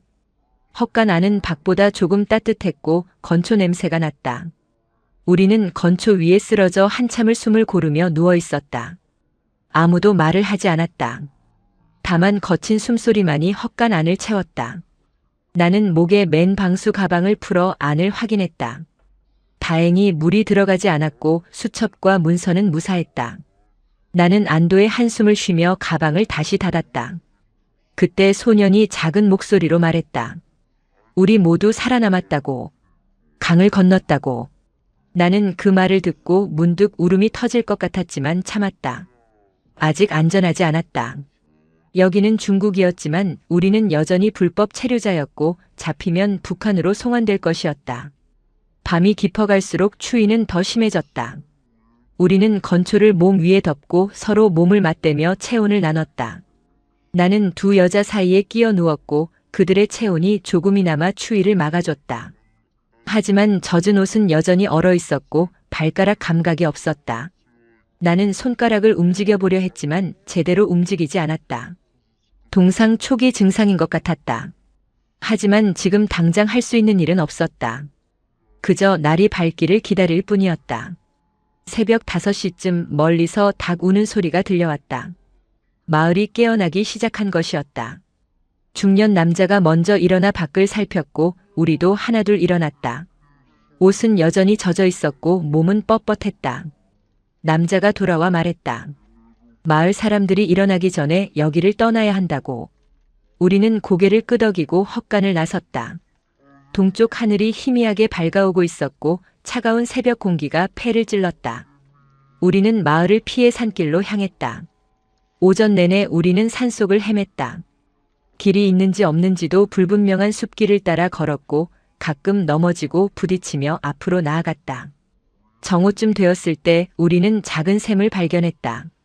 물이 흐르고 있었고 우리는 무릎을 꿇고 손으로 물을 떠마셨다. 얼음장같이 차가운 물이었지만 목을 적시자 조금 살 것 같았다. 나는 물을 마시며 주변을 둘러보았다. 여기가 어디인지 어디로 가야 하는지 아무도 모르고 있었다. 우리는 그저 북한에서 멀어지는 방향으로 가고 있을 뿐이었다. 오후 3시쯤 멀리서 차 소리가 들렸다. 우리는 본능적으로 나무 뒤에 몸을 숨겼다. 하지만 차는 우리 쪽으로 오지 않고 지나갔다. 소년이 제안했다. 마을로 내려가서 도움을 청해보자고. 조선족 마을이 있을 거라고. 하지만 중년 남자는 고개를 저었다. 너무 위험하다고. 조선족이라도 우리를 신고할 수 있다고 했다. 결국 우리는 계속 산속에 머물기로 했다. 해가 지기 전에 잠잘 곳을 찾아야 했다. 우리는 다시 걸음을 옮겼고 해질녘에 작은 동굴을 발견했다. 크기는 작았지만 오늘 밤을 보내기에는 충분해 보였다. 밤이 되자 우리는 동굴 안에 모여 앉았다. 아무도 불을 피울 생각을 하지 못했다. 연기가 나면 발각될 수 있었기 때문이다. 우리는 어둠 속에서 서로 몸을 맞대고 앉아 밤을 견뎠다. 밖에서는 바람이 울었고 가끔 동물 울음소리가 들려왔다. 나는 배낭을 베고 누워 눈을 감았다. 강을 건넌 지 하루가 지났지만 여전히 안전하지 않았다. 앞으로 얼마나 더 도망쳐야 하는지, 언제 안전한 곳에 도착할 수 있을지 알 수 없었다. 하지만 한 가지는 확실했다. 나는 살아있었고 자유를 향해 한 걸음 더 나아갔다는 것이었다. 그 생각만으로도 견딜 수 있었다. 중국 땅에서의 나흘째, 우리는 더 이상 산속에만 숨어 있을 수 없다는 것을 깨달았다. 식량이 바닥났고 추위는 우리의 체력을 갉아먹고 있었다. 특히 소년의 상태가 좋지 않았다. 그는 기침을 계속했고 이마에서는 열기가 느껴졌다. 우리는 회의 끝에 조선족 마을로 내려가기로 결정했다. 위험하지만 다른 선택지가 없었다. 오후 2시쯤 우리는 산 아래 작은 마을에 도착했다. 집들은 낡았지만 정돈되어 있었고 골목에는 김치 담그는 냄새가 희미하게 풍겼다. 우리는 마을 입구에서 한참을 망설였다. 누가 먼저 들어갈 것인가? 결국 내가 나섰다. 여자가 덜 위협적으로 보일 거라는 판단이었다. 나는 혼자 마을 안으로 걸어 들어갔고 첫 번째 집 앞에서 용기를 내어 문을 두드렸다. 한참 후 60대쯤 되어 보이는 할머니가 문을 열었다. 그녀는 나를 위아래로 훑어보더니 조선말로 물었다. 어디서 왔냐고. 나는 떨리는 목소리로 대답했다. 북쪽에서 왔다고. 도움이 필요하다고. 할머니의 얼굴이 굳어졌고 그녀는 잠시 망설이다가 안으로 들어오라고 손짓했다. 집 안은 따뜻했고 아궁이에서는 불이 타고 있었다. 오랜만에 느끼는 온기에 눈물이 날 것 같았다. 할머니는 나를 안치고 뜨거운 차를 내왔다. 나는 두 손으로 찻잔을 감싸며 그 온기를 느꼈다. 할머니는 많은 것을 묻지 않았다. 다만 혼자냐고 물었고 나는 정직하게 대답했다. 4명이 더 있다고. 할머니는 한숨을 쉬더니 고개를 끄덕였다. 모두 데려오라고 했다. 나는 밖으로 나가 손짓으로 동료들을 불렀고 그들도 조심스럽게 집으로 들어왔다. 할머니는 우리를 보며 안타까운 표정을 지었다. 얼마나 고생했느냐고 중얼거렸다. 할머니는 우리에게 먼저 씻으라고 했다. 뒤란의 창고에 물을 데워 놓았고 우리는 돌아가며 그 물로 몸을 씻었다. 일주일 만에 처음 제대로 씻는 것이었다. 뜨거운 물이 얼어붙었던 몸을 녹였고 때가 벗겨지며 검은 물이 흘러내렸다. 옷도 깨끗한 것으로 갈아입었는데 할머니가 준비해둔 낡은 옷이었지만 우리에게는 충분했다. 씻고 나오니 할머니가 밥상을 차려놓았다. 김치찌개와 흰쌀밥 그리고 무나물. 간단한 식사였지만 우리는 그것을 본 순간 눈물을 참을 수 없었다. 우리는 말없이 밥을 먹었다. 젓가락을 드는 손이 떨렸고 밥알이 목구멍으로 넘어갈 때마다 감사함이 밀려왔다. 소녀는 거의 울먹이며 밥을 먹었고 두 여자도 눈가를 붉혔다. 중년 남자는 묵묵히 밥그릇을 비웠지만 그의 눈빛에서도 감격이 느껴졌다. 밥을 다 먹고 나자 할머니가 말했다. 여기 오래 머물 수는 없다고. 마을에 신고할 사람이 있을 수 있으니 하루만 쉬고 떠나야 한다고 했다. 우리는 고개를 끄덕였다. 하루만이라도 충분히 감사했다. 저녁 8시쯤 할머니의 아들이 집에 왔다. 40대 정도의 남자였는데 우리를 보더니 놀란 표정을 지었다. 할머니가 상황을 설명했고 그는 한참을 생각하더니 우리를 돕기로 했다. 그는 국경 지역에서 장사를 하며 이런 경우를 여러 번 봤다고 했다. 내일 새벽 자기 트럭으로 우리를 더 내륙으로 데려다 주겠다고 제안했다. 목적지는 선양이었다. 거기 가면 한국 대사관으로 갈 수 있는 방법을 찾을 수 있다고 했다. 우리는 그 말에 희망을 느꼈다. 선양이라는 이름은 들어본 적이 있었다. 큰 도시였고 거기 가면 정말 도움을 받을 수 있을지도 몰랐다. 그날 밤 우리는 할머니 집 거실 바닥에 이불을 깔고 누웠다. 오랜만에 따뜻한 방에서 자는 것이었다. 천장을 바라보며 나는 오늘 하루를 떠올렸다. 절망적인 상황에서 만난 선한 사람들. 그들은 우리를 위험에 빠뜨릴 수도 있는 일을 감수하며 도와주고 있었다. 나는 조용히 눈을 감았다. 옆에서는 동료들의 고른 숨소리가 들렸고 아궁이에서는 장작 타는 소리가 났다. 이 평화로운 순간이 얼마나 소중한지 알고 있었다. 내일이면 다시 도망쳐야 하지만 오늘 밤만큼은 안전했다. 나는 배낭 속 수첩을 만지며 스스로에게 다짐했다. 꼭 살아남아서 이 이야기를 전하겠다고. 할머니와 그 아들 같은 사람들의 선함도 함께. 새벽 4시 우리는 할머니 아들의 트럭에 올랐다. 트럭 뒷칸에는 농산물 상자들이 가득 쌓여 있었고 우리는 그 상자들 사이 좁은 공간에 몸을 숨겼다. 아들이 방수포를 덮어주며 절대 소리 내지 말라고 신신당부했다. 검문소를 여러 번 지나갈 텐데 들키면 모두 끝이라고 했다. 우리는 고개를 끄덕이고 어둠 속에 웅크렸다. 트럭이 출발하자 차체가 흔들렸고 상자들이 덜컹거리는 소리가 귓가를 울렸다. 방수포 틈새로 희미한 새벽 공기가 스며들었고 나는 그것을 천천히 들이마셨다. 1시간쯤 지났을 때 트럭이 멈췄다. 첫 번째 검문소였다. 밖에서 목소리가 들렸고 운전석 문이 열리는 소리가 났다. 아들이 검사관과 이야기를 나누는 소리가 희미하게 들렸다. 농산물을 선양으로 운반한다는 내용이었다. 검사관이 뒤를 확인하겠다고 했고 발소리가 트럭 뒤로 다가왔다. 나는 숨을 죽였다. 심장이 너무 크게 뛰어서 상자 너머로도 들릴 것 같았다. 방수포가 살짝 거쳤고 손전등 불빛이 상자들을 훑었다.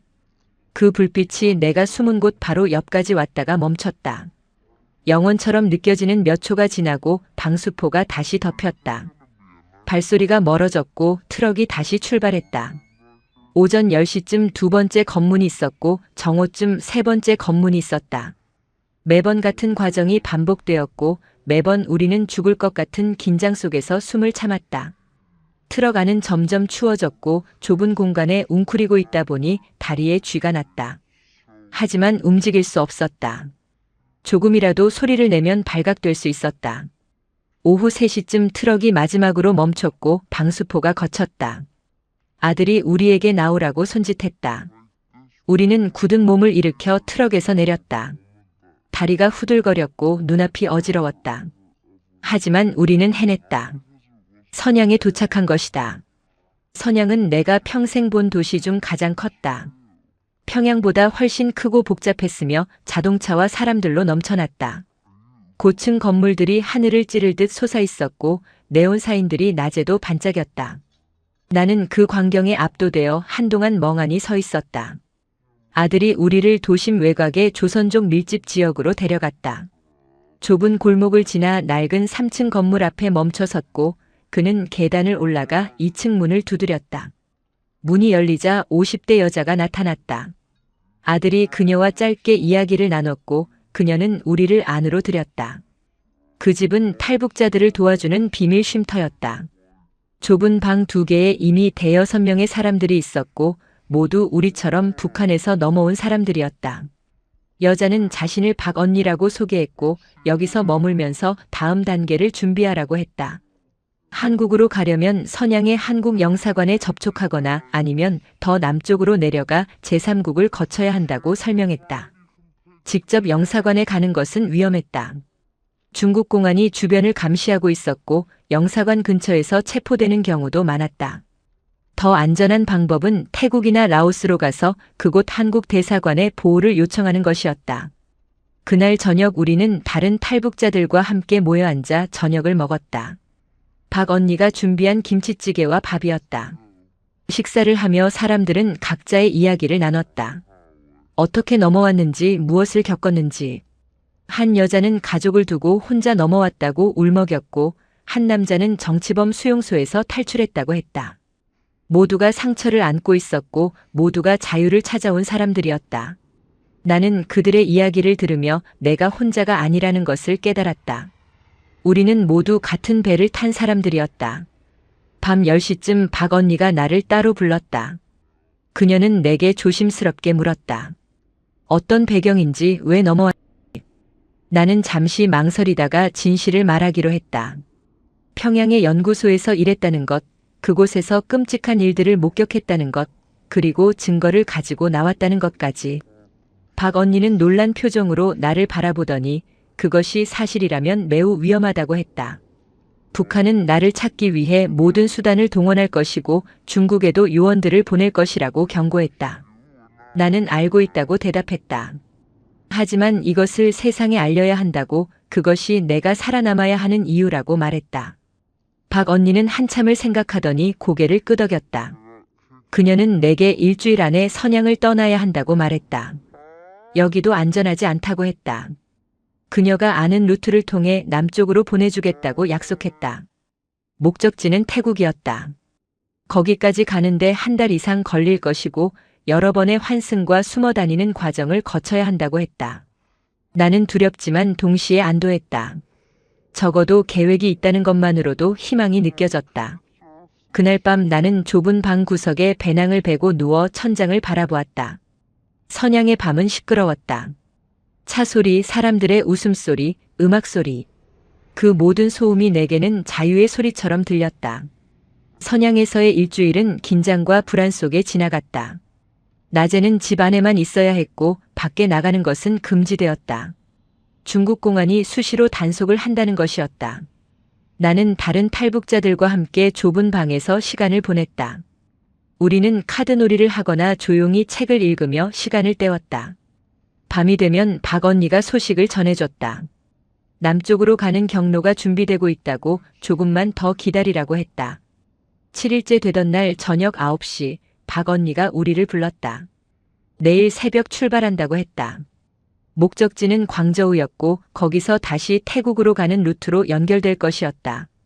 새벽 4시 우리는 선양 외곽의 버스 터미널로 향했다. 나와 함께 가는 사람은 총 4명이었다. 앞서 함께 강을 건넌 2 여자와 중년 남자, 그리고 쉼터에서 만난 젊은 남자 1명이었다. 소녀는 몸이 회복되지 않아 선양에 더 머물기로 했다. 우리는 박 언니가 마련해준 가짜 신분증을 받았다. 조선족 행세를 해야 한다고 했다. 만약 누가 물으면 친척 방문차 남쪽으로 간다고 대답하라고 했다.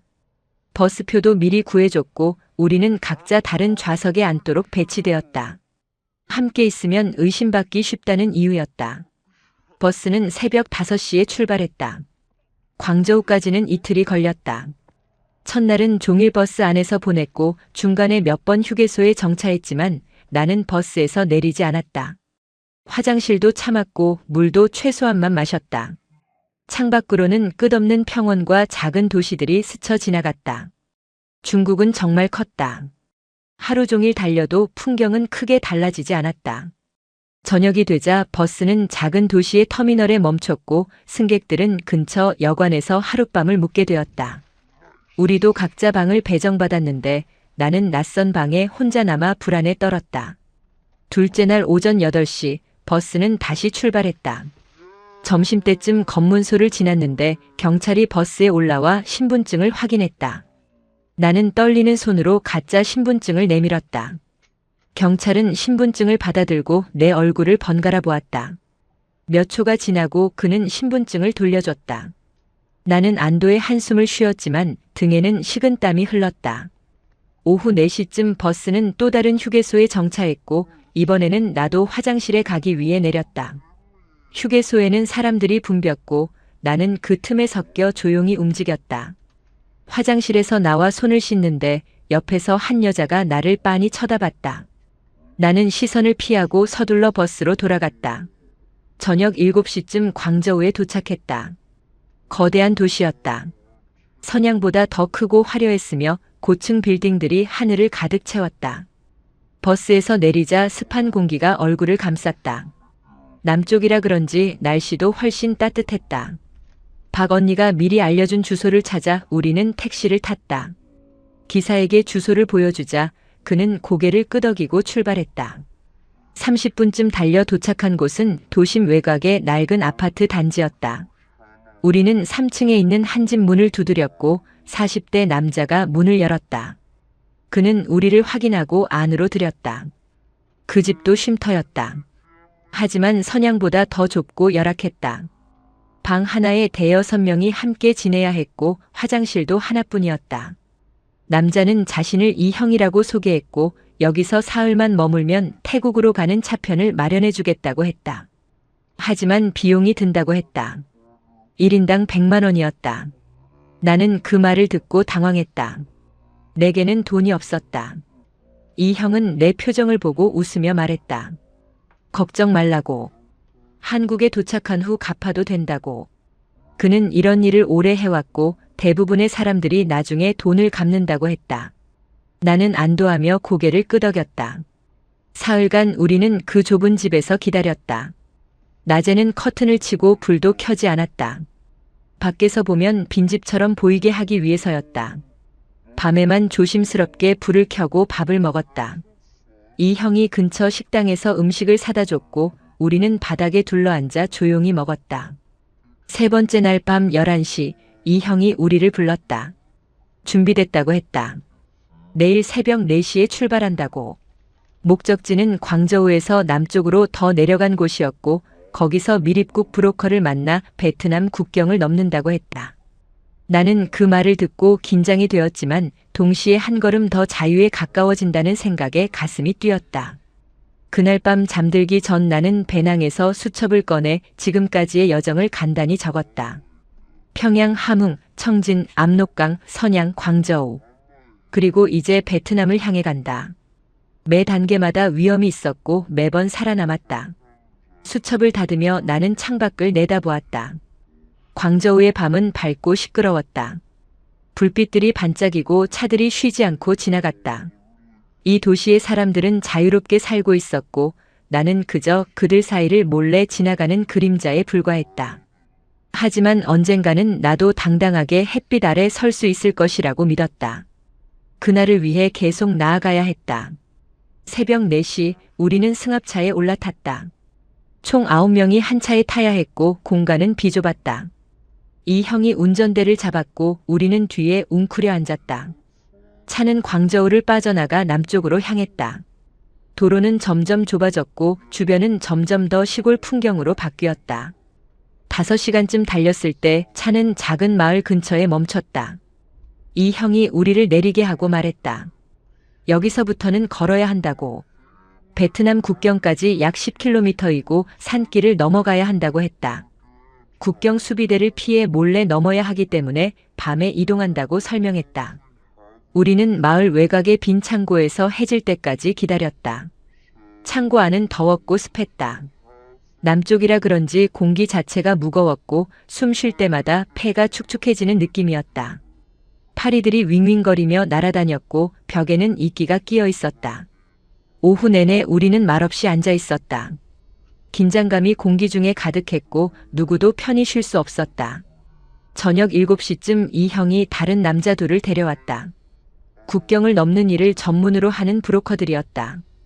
그들은 우리를 한 명씩 훑어보더니 짐을 최소한으로 줄이라고 명령했다. 밤 9시 우리는 출발했다. 브로커 한 명이 앞장서고 다른 한 명이 뒤에서 따라왔다. 우리는 그 사이에서 일렬로 걸었다. 손전등도 없이 달빛에만 의지의 산길을 올랐다. 길은 험했고 가시덤불이 옷과 피부를 긁었다. 나무 뿌리에 걸려 넘어지기도 했고 지늘게 미끄러지기도 했다. 1시간쯤 걸었을 때 브로커가 멈추라고 손짓했다. 멀리서 불빛이 보였다. 국경 초소였다. 브로커는 우리에게 엎드리라고 했고 우리는 바닥에 엎드려 숨을 죽였다. 풀벌레 우는 소리와 우리의 거친 숨소리만이 들렸다. 15분쯤 지나 불빛이 사라지자 우리는 다시 움직였다. 이번에는 더 조심스럽게 거의 기어가다시피 이동했다. 자정쯤 되었을 때 브로커가 속삭였다. 저기가 국경선이라고. 철조망이 보였다. 낡고 녹슨 철조망이었지만 여전히 장애물이었다. 브로커가 철사 절단기를 꺼내 철조망을 잘랐다. 금속 끊어지는 소리가 밤 공기를 갈랐고 우리는 숨을 죽이며 지켜봤다. 구멍이 생기자 브로커는 우리에게 하나씩 통과하라고 했다. 나는 3번째로 철조망을 통과했다. 날카로운 철사가 옷을 찢었고 팔에 긁힌 상처에서 피가 흘렀다. 하지만 나는 개의치 않고 반대편으로 빠져나갔다. 철조망을 넘자 브로커가 뛰라고 했다. 우리는 숲속으로 뛰어들었다. 나뭇가지가 얼굴을 때렸고 숨이 가빠왔다. 얼마나 뛰었을까? 브로커가 멈추라고 했을 때 나는 그대로 바닥에 쓰러졌다. 심장이 터질 것 같았고 폐가 불타는 듯 했다. 다른 사람들도 모두 바닥에 쓰러져 헐떡였다. 브로커가 말했다. 이제 베트남 땅이라고. 하지만 아직 안전하지 않다고. 베트남 경찰도 탈북자들을 단속하고 잡히면 중국으로 돌려보낸다고 했다. 우리는 계속 남쪽으로 이동해서 태국 국경까지 가야 한다고 했다. 새벽 2시쯤 우리는 작은 마을 근처에 도착했다.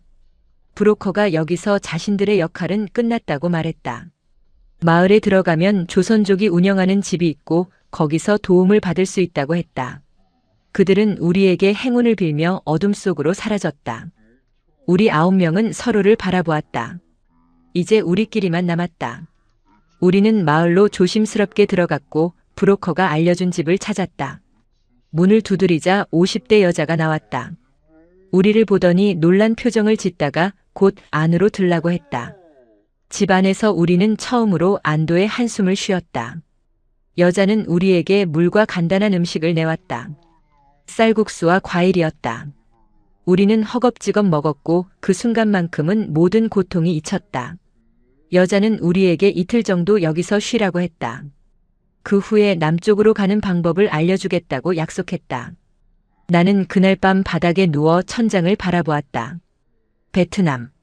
북한에서 정말 멀리 왔다. 하지만 여전히 목적지는 멀었다.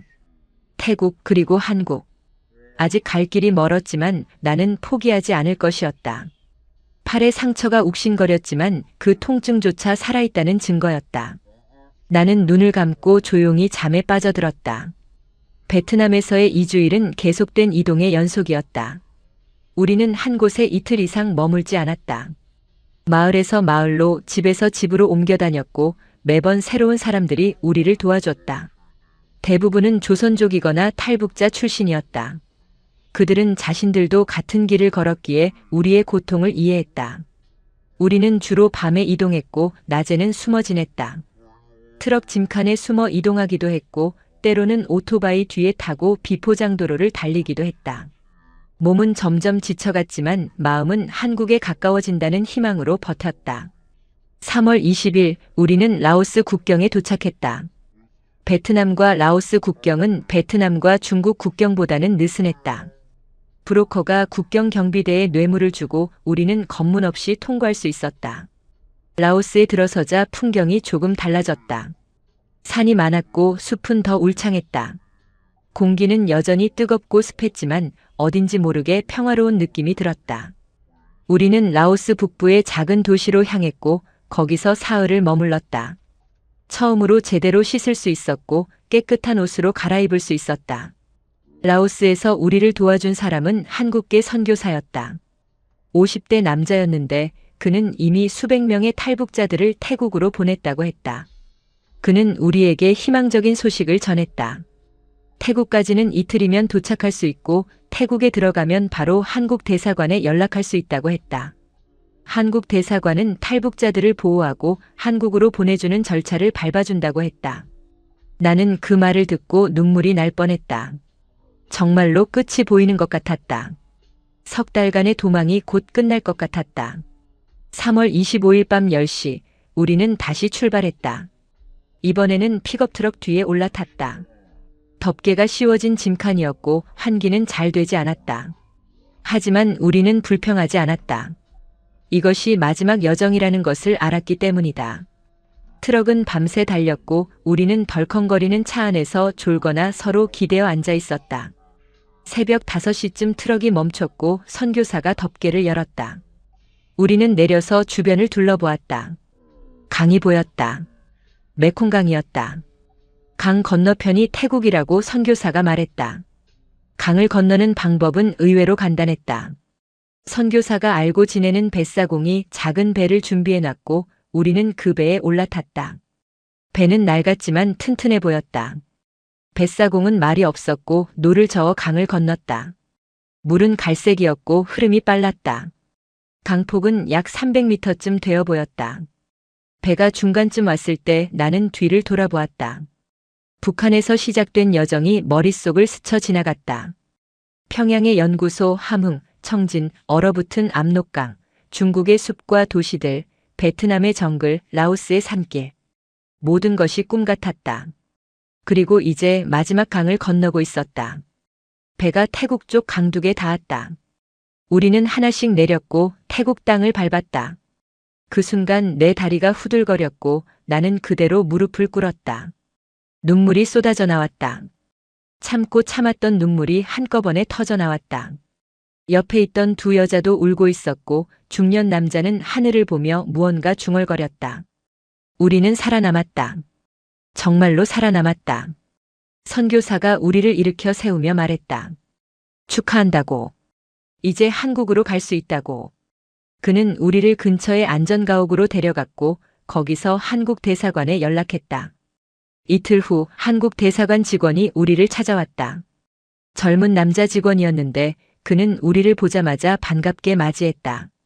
한국말로 환영한다고 고생했다고 말했다. 그 한국말을 듣는 순간 나는 비로소 안전하다는 것을 실감했다. 직원은 우리에게 앞으로의 절차를 설명했다. 태국에서 신원 확인을 거친 후 한국행 비행기를 탈 것이라고 했다.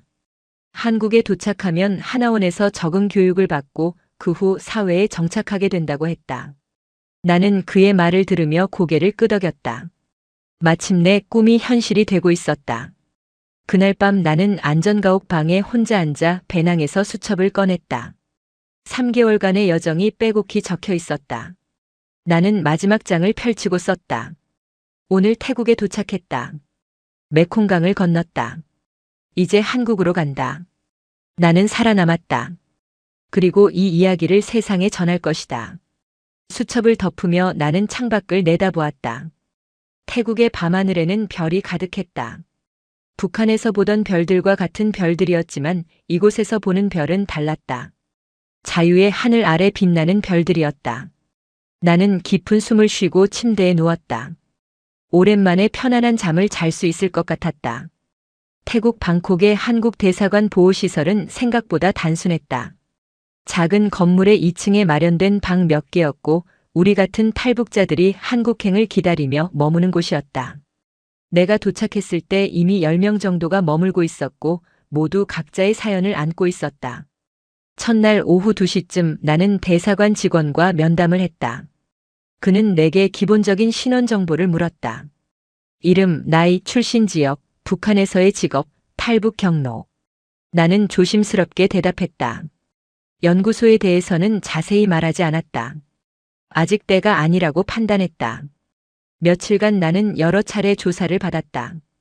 대사관 직원뿐 아니라 한국에서 파견된 정보기관 직원도 만났다. 그들은 내 신원을 확인하고 탈북 과정이 진짜인지 검증하는 과정을 거쳤다. 때로는 같은 질문을 여러 번 했고 내 대답의 일관성을 확인했다. 나는 이해했다. 가짜 탈북자나 북한 공작원이 섞여 들어올 수 있기 때문이었다. 사흘째 되던 날 오전 10시 나는 결심을 했다. 더 이상 숨길 수 없다고 생각했다. 나는 담당 직원에게 특별히 할 말이 있다고 요청했다. 오후 3시 나는 작은 면담실로 불려갔다. 거기에는 2명의 직원이 있었다. 한 명은 대사관 직원이었고 다른 한 명은 국가정보원 소속으로 보였다. 나는 깊은 숨을 들이마시고 입을 열었다. 내가 평양의 특수연구소에서 근무했다는 것, 그곳에서 비인도적인 실험이 진행되고 있었다는 것, 그리고 그 증거를 가지고 나왔다는 것을 말했다. 두 직원은 놀란 표정으로 나를 바라봤다. 그들은 즉시 질문을 쏟아냈다. 어떤 연구소인지, 무슨 실험을 했는지, 증거는 무엇인지. 나는 배낭에서 수첩과 문서를 꺼내 그들에게 보여줬다. 직원들은 문서를 넘기며 진지한 표정으로 읽었다. 수첩에는 내가 목격한 일들이 날짜별로 기록되어 있었고 문서에는 실험 데이터와 내부 보고서가 있었다. 물론 모든 것을 가져온 것은 아니었다. 가장 중요한 것들만 선별해서 가져왔다. 국정원 직원이 말했다. 이것이 사실이라면 매우 중요한 정보라고. 하지만 검증이 필요하다고 했다. 그는 내게 더 자세한 진술을 해줄 수 있느냐고 물었다. 나는 고개를 끄덕였다. 내가 여기까지 온 이유가 바로 이것이었다. 진실을 밝히기 위해서였다. 그날 이후 조사는 더 집중적으로 진행되었다. 나는 매일 오전과 오후 2차례씩 면담실에 불려가 질문에 답했다. 연구소의 구조, 각 층의 용도, 함께 일했던 동료들, 실험 내용, 지하 5층에서 본 것, 최영수와 리명희의 실종. 모든 것을 최대한 상세히 설명했다. 때로는 하루 6시간씩 진술을 했고 저녁이 되면 목이 쉬고 머리가 지끈거렸다. 하지만 나는 멈추지 않았다. 이것이 내가 할 수 있는 일이었다. 일주일째 되던 날 오후 5시 국정원 직원이 나를 다시 불렀다. 그는 진지한 표정으로 말했다.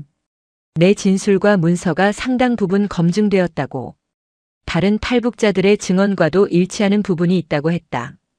그는 내게 한국에 가면 더 자세한 조사가 있을 것이며 필요하다면 국제기구에도 증언할 기회가 있을 것이라고 말했다. 나는 그 말을 듣고 안도했다. 내 이야기가 믿어진다는 것, 그리고 이것이 헛되지 않을 것이라는 확신이 들었다. 그날 밤 나는 방에 돌아와 창밖을 내다보았다. 방콕의 불빛들이 반짝였고 거리에는 사람들이 자유롭게 오가고 있었다. 이틀 후 한국행 일정이 확정되었다. 사흘 후 인천행 비행기를 탈 것이라고 했다. 함께 출발하는 사람은 총 15명이었다. 나는 그 소식을 듣고 가슴이 벅차올랐다. 마침내 한국에 가는 것이다. 평생 꿈도 꾸지 못했던 일이 현실이 되고 있었다. 출발 전날 밤 나는 다시 수첩을 펼쳤다. 마지막 페이지에 짧게 썼다. 내일 한국으로 간다. 3개월간의 여정이 끝난다. 새로운 삶이 시작된다. 수첩을 닫으며 나는 지금까지의 모든 순간들을 떠올렸다. 두려움, 고통, 절망, 그리고 희망. 모든 것이 이 순간을 위한 것이었다. 나는 조용히 눈을 감고 내일을 기다렸다. 4월 13일 오전 11시 비행기는 인천공항에 착륙했다. 창밖으로 내려다본 한국은 초록색과 회색이 뒤섞인 풍경이었다. 산과 건물들이 질서정연하게 배치되어 있었고 도로에는 수많은 차들이 움직이고 있었다. 비행기가 활주로에 닿는 순간 내 심장은 빠르게 뛰었다. 마침내 한국 땅을 밟는 것이다. 비행기 문이 열리고 우리는 하나씩 내렸다. 공항 내부는 밝고 깨끗했으며 사람들이 분주히 오가고 있었다. 모든 것이 낯설고 압도적이었다.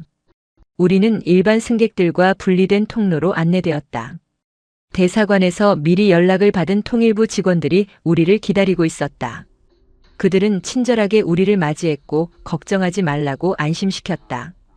우리는 공항 내부의 작은 사무실로 이동했고 거기서 간단한 건강검진과 신원 확인을 거쳤다.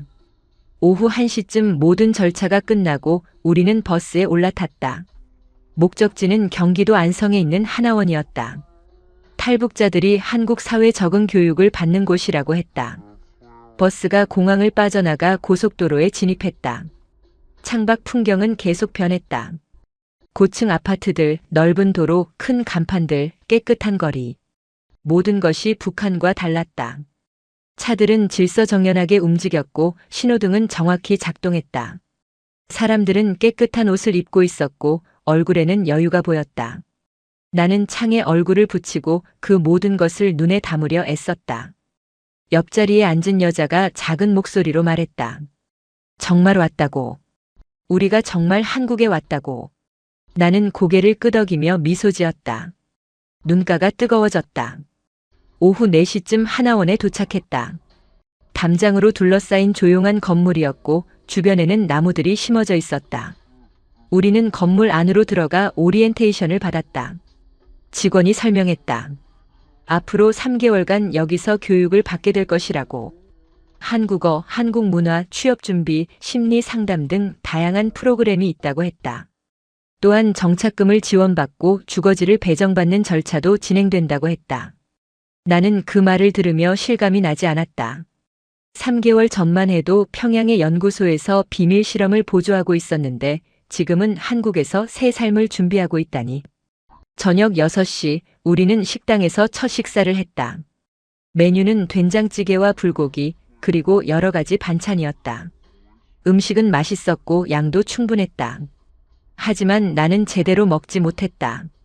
목구멍이 메는 것 같았고 계속 눈물이 나려고 했다. 옆에 앉은 사람들도 비슷한 표정이었다. 우리는 말없이 밥을 먹었고 각자의 생각에 잠겼다. 식사 후 나는 배정받은 방으로 갔다. 2인실이었고 룸메이트는 나보다 몇 살 어린 여자였다. 그녀도 함경도에서 왔다고 했다. 우리는 간단히 인사를 나누고 각자의 공간을 정리했다. 밤 10시 나는 침대에 누워 천장을 바라보았다. 방은 따뜻했고 침대는 푹신했다. 창밖으로는 하나원의 마당이 보였고 가로등 불빛이 나무들을 비추고 있었다. 나는 배낭에서 수첩을 꺼냈다. 표지는 낡고 더러워져 있었지만 안의 내용은 온전했다.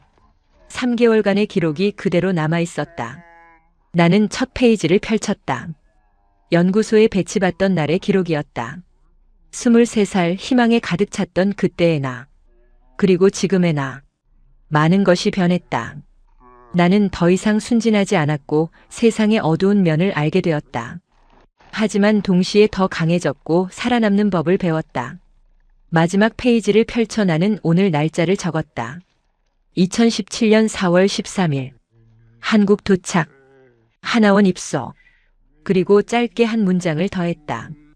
새로운 시작. 수첩을 덮으며 나는 깨달았다. 이 여정은 끝이 아니라 시작이라는 것을. 지금부터가 진짜 시작이었다.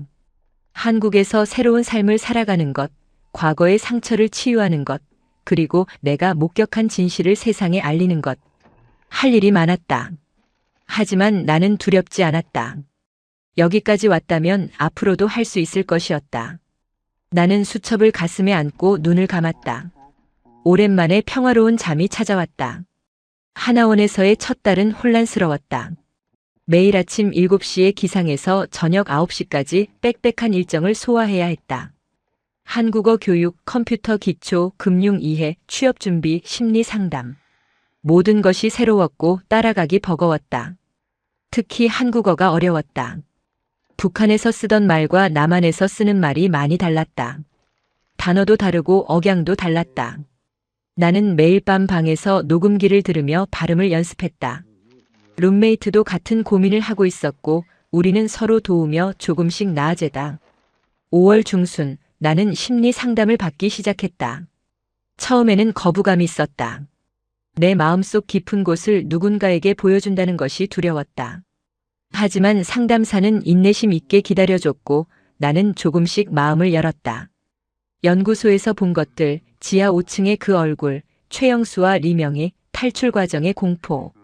모든 것을 이야기했다. 상담사는 내 이야기를 경청했고 그것이 내 잘못이 아니라고 살아남은 것 자체가 용기라고 말해줬다. 그 말을 듣고 나는 처음으로 죄책감을 조금 내려놓을 수 있었다. 6월 초 국가정보원에서 연락이 왔다. 방콕에서 제출한 자료에 대한 추가 조사가 필요하다고 했다. 나는 하나원을 잠시 나가 서울의 한 건물로 갔다. 거기서 이틀간 집중 조사를 받았다. 연구소의 위치, 내부 구조도 그리기, 실험 내용 상세 설명, 관련 인물들의 이름과 특징. 모든 것을 최대한 정확히 기억해내려 애썼다. 조사관들은 내 진술을 녹음하고 문서화했다. 마지막 날 오후 한 고위 조사관이 나를 따로 불렀다. 그는 내게 고맙다고 말했다. 이 정보가 북한 인권 문제를 국제사회에 알리는데 중요한 역할을 할 것이라고 했다. 하나원으로 돌아온 나는 교육에 더 집중했다. 한국 사회에 빨리 적응하고 싶었다. 컴퓨터 수업에서는 인터넷 사용법을 배웠다. 북한에서는 상상도 못했던 것이었다. 검색창에 무엇이든 입력하면 정보가 쏟아져 나왔다. 나는 처음으로 내가 일했던 연구소에 대한 외부 정보를 찾아봤다. 국제인권단체들의 보고서가 있었고 탈북자들의 증언이 있었다. 내가 겪은 일이 나만의 경험이 아니라는 것을 알았다. 많은 사람들이 비슷한 고통을 겪었고 여전히 겪고 있었다. 7월 중순 하나원 생활이 끝나갈 무렵 나는 앞으로의 계획을 세웠다. 취업 상담사와 만나 내 배경을 설명했고 그녀는 몇 가지 옵션을 제시했다. 대학 진학, 직업훈련 또는 바로 취업. 나는 고민 끝에 대학 진학을 선택했다. 배우고 싶었다. 제대로 된 과학을, 윤리적인 연구를. 그리고 언젠가 내 경험을 바탕으로 북한 인권 문제에 기여하고 싶었다. 상담사는 내 선택을 지지했고 대학 입학을 위한 절차를 안내해줬다. 탈북자 특례 입학이 가능하다고 했다. 하나원 마지막 날 우리는 수료식을 가졌다. 3개월을 함께 보낸 사람들이 모두 모였고 한 명씩 수료증을 받았다. 내 이름이 불렸을 때 나는 단상으로 걸어나갔다. 수료증을 받으며 나는 객석을 바라보았다. 모두가 박수를 쳤고 몇몇은 눈물을 흘리고 있었다. 우리는 각자 다른 길을 걸어왔지만 같은 목표를 향해 나아가고 있었다. 자유롭게 살기, 당당하게 살기, 과거를 딛고 미래를 만들어가기. 수료식이 끝나고 나는 짐을 챙겨 하나원을 떠났다. 정착 지원금과 주거 지원으로 서울의 작은 원룸이 배정되었다. 짐을 들고 하나원 정문을 나서는 순간 나는 뒤를 돌아보았다. 3개월간 머물렀던 건물이 햇빛을 받아 빛나고 있었다. 이곳에서 나는 많은 것을 배웠고 많은 것을 치유했다. 이제 진짜 세상으로 나가는 것이었다. 택시를 타고 서울로 향하면서 나는 창밖을 내다보았다. 고속도로를 달리는 차들, 멀리 보이는 산들, 구름 한 점 없는 푸른 하늘. 모든 것이 아름다웠다. 나는 가슴속 깊이 다짐했다. 이 자유를 낭비하지 않겠다고. 내가 겪은 일을 헛되게 하지 않겠다고. 그리고 여전히 북한에 갇혀있는 사람들을 위해 무언가를 하겠다고. 택시는 계속 달렸고 나는 새로운 삶을 향해 나아가고 있었다. 서울 마포구의 작은 원룸은 15평방미터 남짓한 공간이었다. 침대, 책상, 작은 부엌, 그리고 화장실이 전부였다. 하지만 내게는 성이었다. 내 공간, 내가 선택한 곳, 누구도 침범할 수 없는 안전한 곳.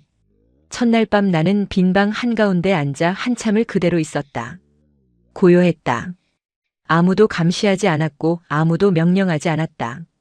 오직 나만의 시간이었다. 나는 그 고요함 속에서 처음으로 진정한 자유를 느꼈다.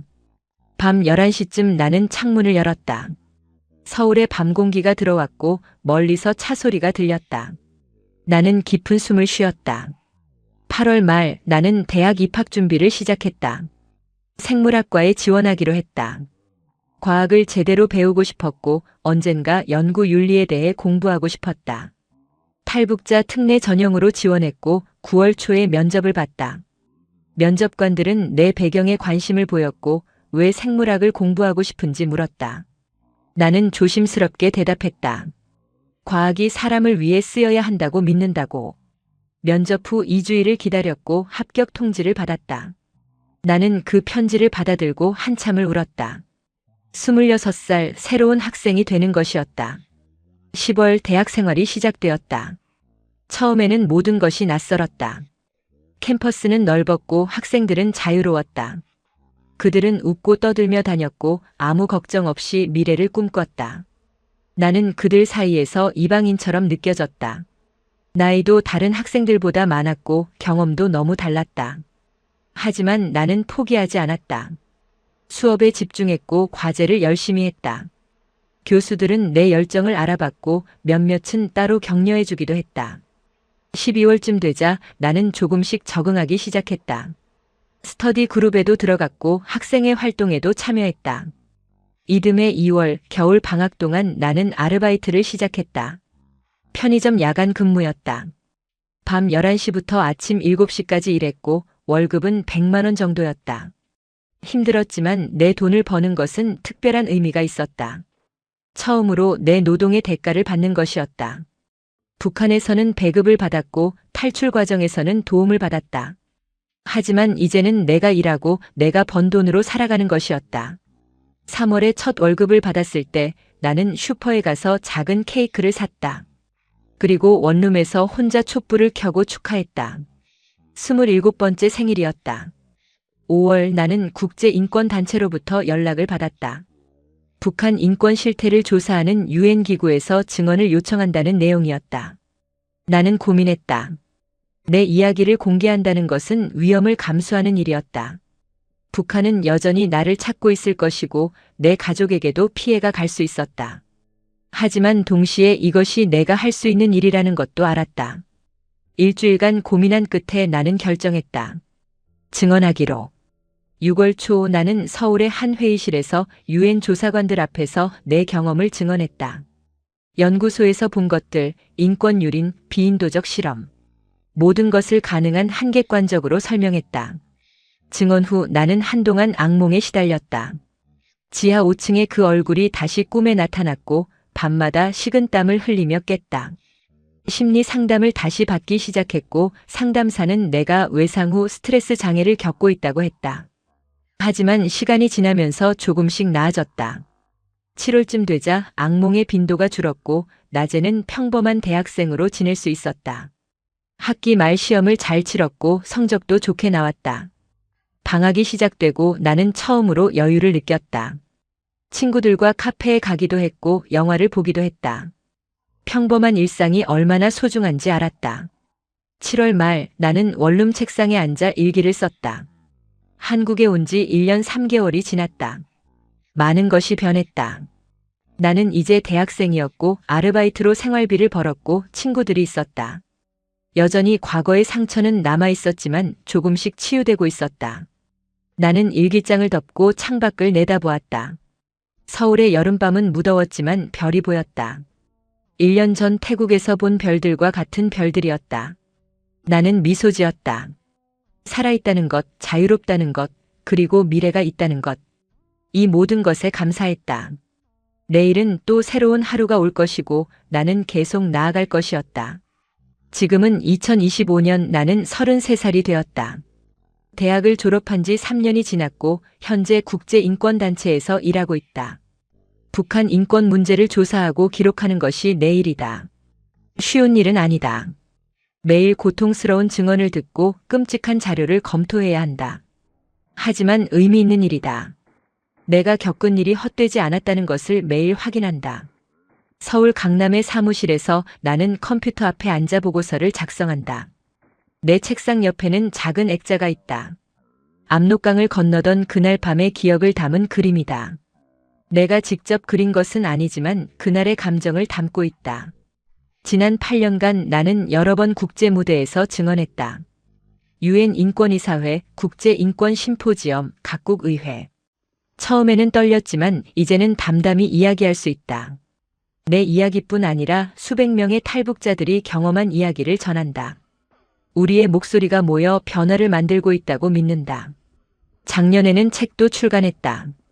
내 탈출기와 북한 연구소에서의 경험을 담은 책이었다. 베스트셀러가 되지는 않았지만 필요한 사람들에게 읽히고 있다. 몇몇 독자들이 메일을 보내왔다. 용기를 얻었다고, 희망을 발견했다고 말해줬다. 개인적인 삶도 조금씩 자리를 잡아가고 있다. 2년 전 만난 사람과 연애를 하고 있다. 그는 NGO에서 일하는 한국인이고 내 과거를 알고 있다. 처음 그에게 모든 것을 말했을 때 그는 조용히 내 손을 잡아줬다. 과거는 과거일 뿐이라고, 중요한 것은 지금이라고 말했다. 우리는 함께 미래를 계획하고 있다. 아직 결혼까지는 생각하지 않지만 언젠가 가족을 이루고 싶다는 꿈이 있다. 북한에 두고 온 가족에 대한 죄책감은 여전하다. 부모님이 어떻게 지내는지, 내 탈출 때문에 고통받지는 않았는지 알 수 없다. 밤에 그들을 생각하면 여전히 가슴이 아프다. 몇 달 전 나는 특별한 프로젝트를 시작했다. 북한 과학자 출신 탈북자들의 네트워크를 만드는 것이다. 나처럼 연구소나 대학에서 일하다 탈출한 사람들이 생각보다 많다는 것을 알았다. 우리는 정기적으로 만나 경험을 공유하고 서로를 지원한다. 또한 우리가 가진 지식을 바탕으로 북한 과학기술 실태를 분석하고 보고서를 작성한다. 국제사회가 북한을 이해하는 데 도움이 되기를 바란다.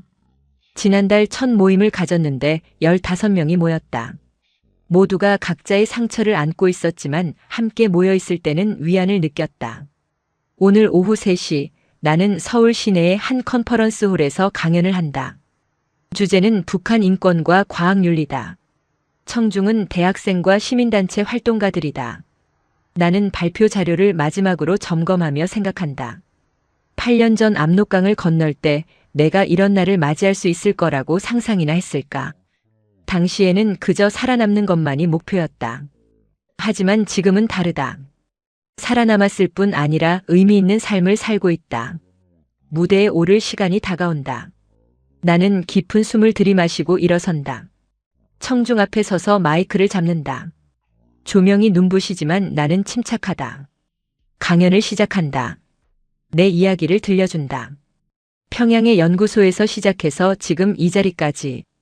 청중은 조용히 듣는다. 어떤 사람은 메모를 하고 어떤 사람은 눈물을 닦는다. 강연이 끝나고 질의응답 시간이 왔다. 한 여학생이 손을 든다. 어떻게 그 모든 것을 견뎌냈냐고 묻는다. 나는 잠시 생각하고 대답한다. 혼자서는 불가능했을 거라고. 수많은 사람들의 도움이 있었고 무엇보다 포기하지 않겠다는 의지가 있었다고 말한다. 그리고 한 가지를 더 말한다. 여러분도 누군가의 도움이 될 수 있다고. 작은 관심, 작은 행동이 큰 변화를 만든다고. 강연이 끝나고 나는 컨퍼런스 홀을 나선다. 서울의 저녁 공기가 얼굴을 스친다. 거리는 사람들로 붐빈다. 모두가 자유롭게 걷고 웃고 꿈을 꾼다. 나도 그들 중 하나다. 더 이상 그림자가 아니다. 당당한 이 사회의 일원이다. 나는 지하철역으로 걸어간다. 집으로 돌아가면 연인이 저녁을 준비하고 기다리고 있을 것이다. 우리는 함께 밥을 먹고 하루를 이야기하고 내일을 계획할 것이다. 평범하고 소중한 일상이다. 지하철에 오르며 나는 창밖을 본다. 서울의 불빛들이 반짝인다. 8년 전 처음 이 도시에 왔을 때의 기억이 떠오른다. 그때는 모든 것이 낯설고 두려웠다. 하지만 지금은 다르다. 이곳은 내 집이고 나는 여기서 살아가고 있다. 미래는 여전히 불확실하지만 나는 두렵지 않다. 지금까지 해냈으니 앞으로도 할 수 있을 것이다. 그렇게 나는 계속 나아간다.